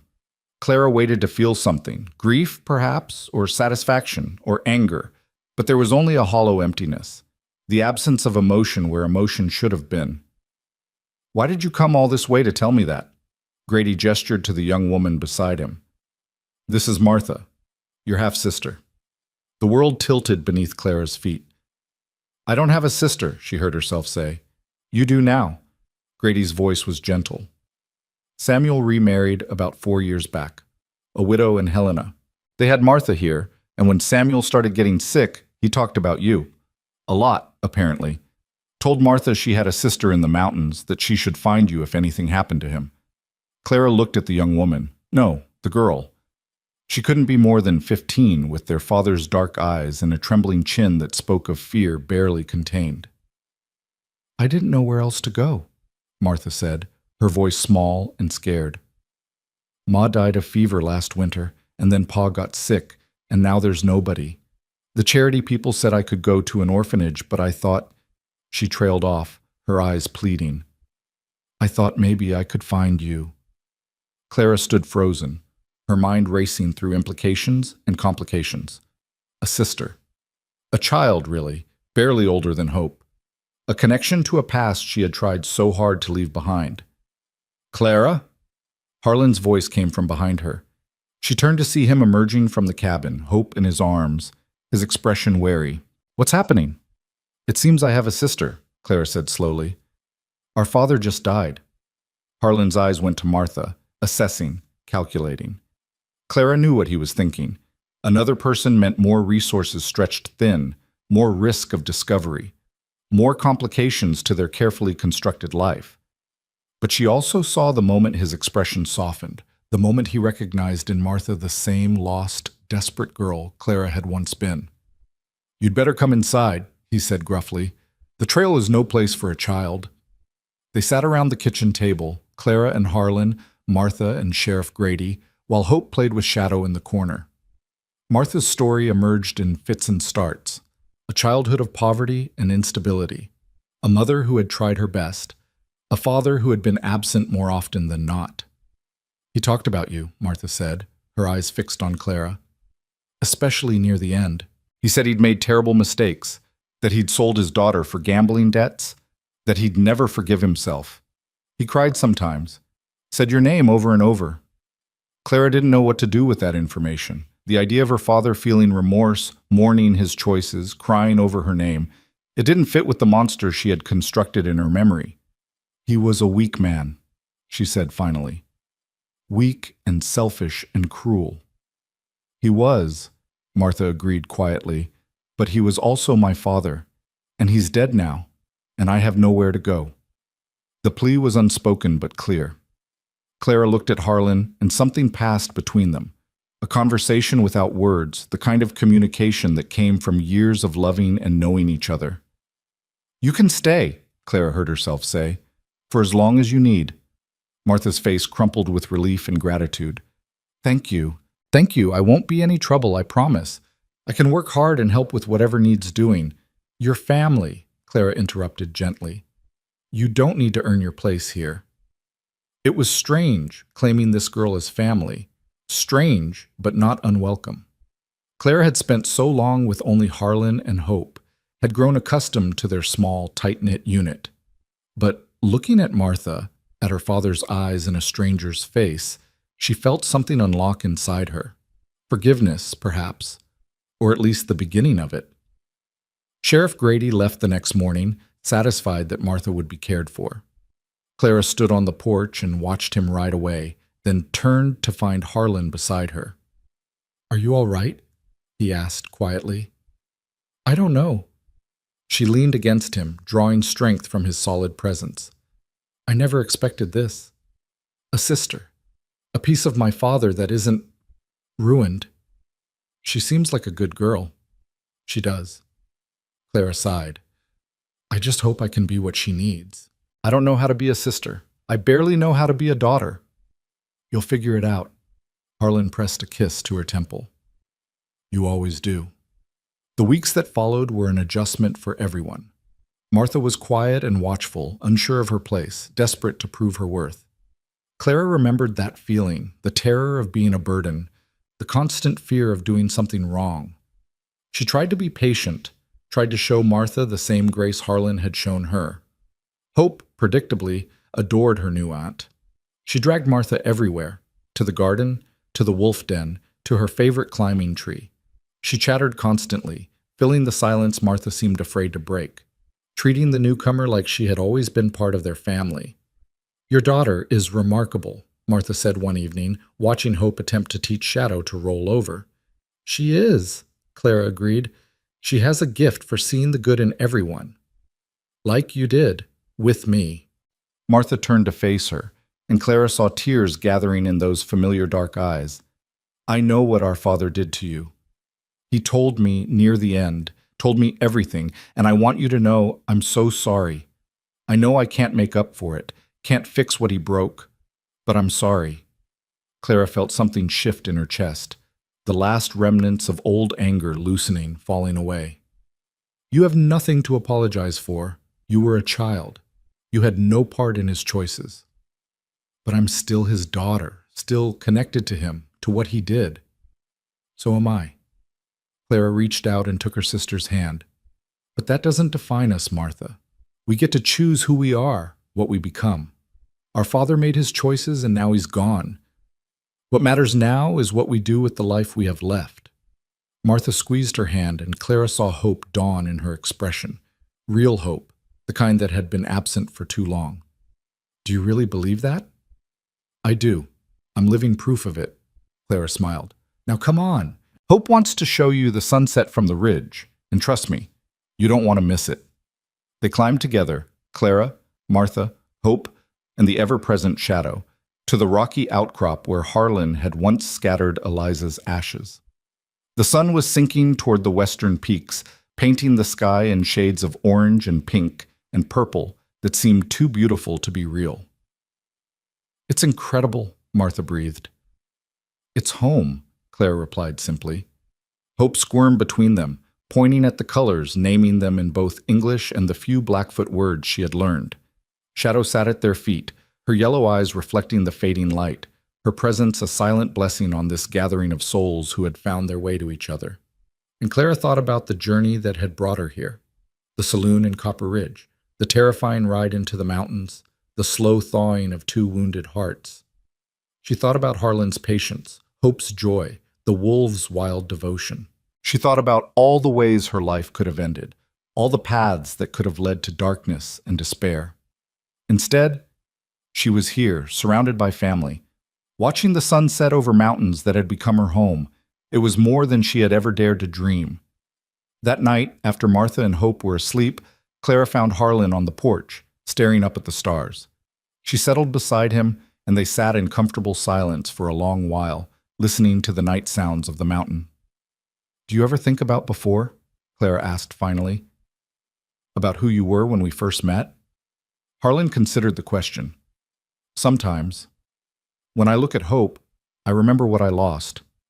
When I look at you, I remember what I found." He turned to face her, and his gray eyes were soft in the starlight. "I was so broken, Clara. So sure I would never be whole again. And then you came, and you put me back together, piece by piece, day by day. You did the same for me." Clara reached for his hand. "We saved each other, Harlan. That's what love does." "Is it enough?" The question surprised her. She hadn't heard that uncertainty in his voice for years. "All of this, our family, our home, our life, is it enough for you, or do you sometimes wish for more?" Clara thought about the question, giving it the weight it deserved. She thought about cities she would never see, adventures she would never have, a life of comfort and ease that would always be beyond her reach. "I have everything I need," she said finally. "A husband who loves me, a daughter who lights up my world, a sister who needs me, a home that shelters us all." She squeezed his hand. "What more could I possibly want?" "Nothing." Harlan's voice was rough with emotion. "That's exactly what I would say too." They sat together as the stars wheeled overhead, as the wolves began their nightly chorus, as the mountain wrapped them in its ancient embrace. And Clara knew, with the certainty that filled her entire being, that this was exactly where she was meant to be. Not because fate had decreed it, not because she had no other choice, but because she had chosen it, fought for it, earned it with every breath, every struggle, every moment of doubt overcome. The seasons continued their eternal cycle. Spring brought wildflowers and new life. Summer brought long days of work and play. Autumn brought harvest and preparation. Winter brought storms and the quiet intimacy of family gathered around the fire.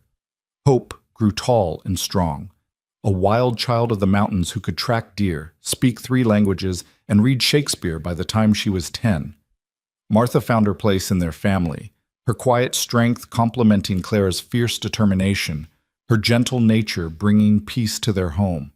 The wolves aged alongside them, gray and moon growing slower, their muzzles going silver, their hunts less frequent. New pups were born, raised under Shadow's watchful eye, taught to accept the human family as their own. The pack endured, evolved, remained, and Clara and Harlan grew old together. It happened so gradually that Clara barely noticed at first. The gray creeping into Harlan's hair, the new lines around her own eyes, the way their joints ached on cold mornings. But when she looked back at the years that had passed, she saw them clearly, a lifetime of love, compressed into moments of extraordinary ordinary beauty. One summer evening, when Hope was 16 and Martha was 21, Clara sat on the porch and watched her daughters. Both of them, for Martha had become as much her daughter as Hope, chasing fireflies in the meadow. Harlan sat beside her, his hand warm in hers, his presence as solid and comforting as the mountains themselves. "We did it," Clara said softly. "Did what?" "Everything." She gestured at the scene before them, the cabin, the garden, the wolves, the children. "Everything we dreamed of, everything we fought for. We did it, Harlan. We built a life." "We did." His voice was thick with emotion. "I never thought, after Eliza, I never thought I could have this again. But you proved me wrong. You proved me wrong every single day." Clara turned to look at him, at his weathered face, his gray hair, his eyes that still held the same depth of love they had held that first night when he'd carried her out of the saloon. "No one wanted to be the mountain man's wife," she said, echoing words from so long ago, "until I saw the truth of your heart. And no one thought I could love again." Harlan brought her hand to his lips. "Until you taught me how." They sat together as the sun set, as their daughters laughed in the meadow, as the wolves began their evening song. And Clara knew with perfect clarity that this was the ending she had always been searching for, not dramatic or tragic, but quiet and complete. A life well lived, a love well earned, a family well built, Under the endless Montana sky, surrounded by mountains and wolves and the people she loved most in the world, Clara Drake closed her eyes and smiled. She was home. At last and forever, she was home.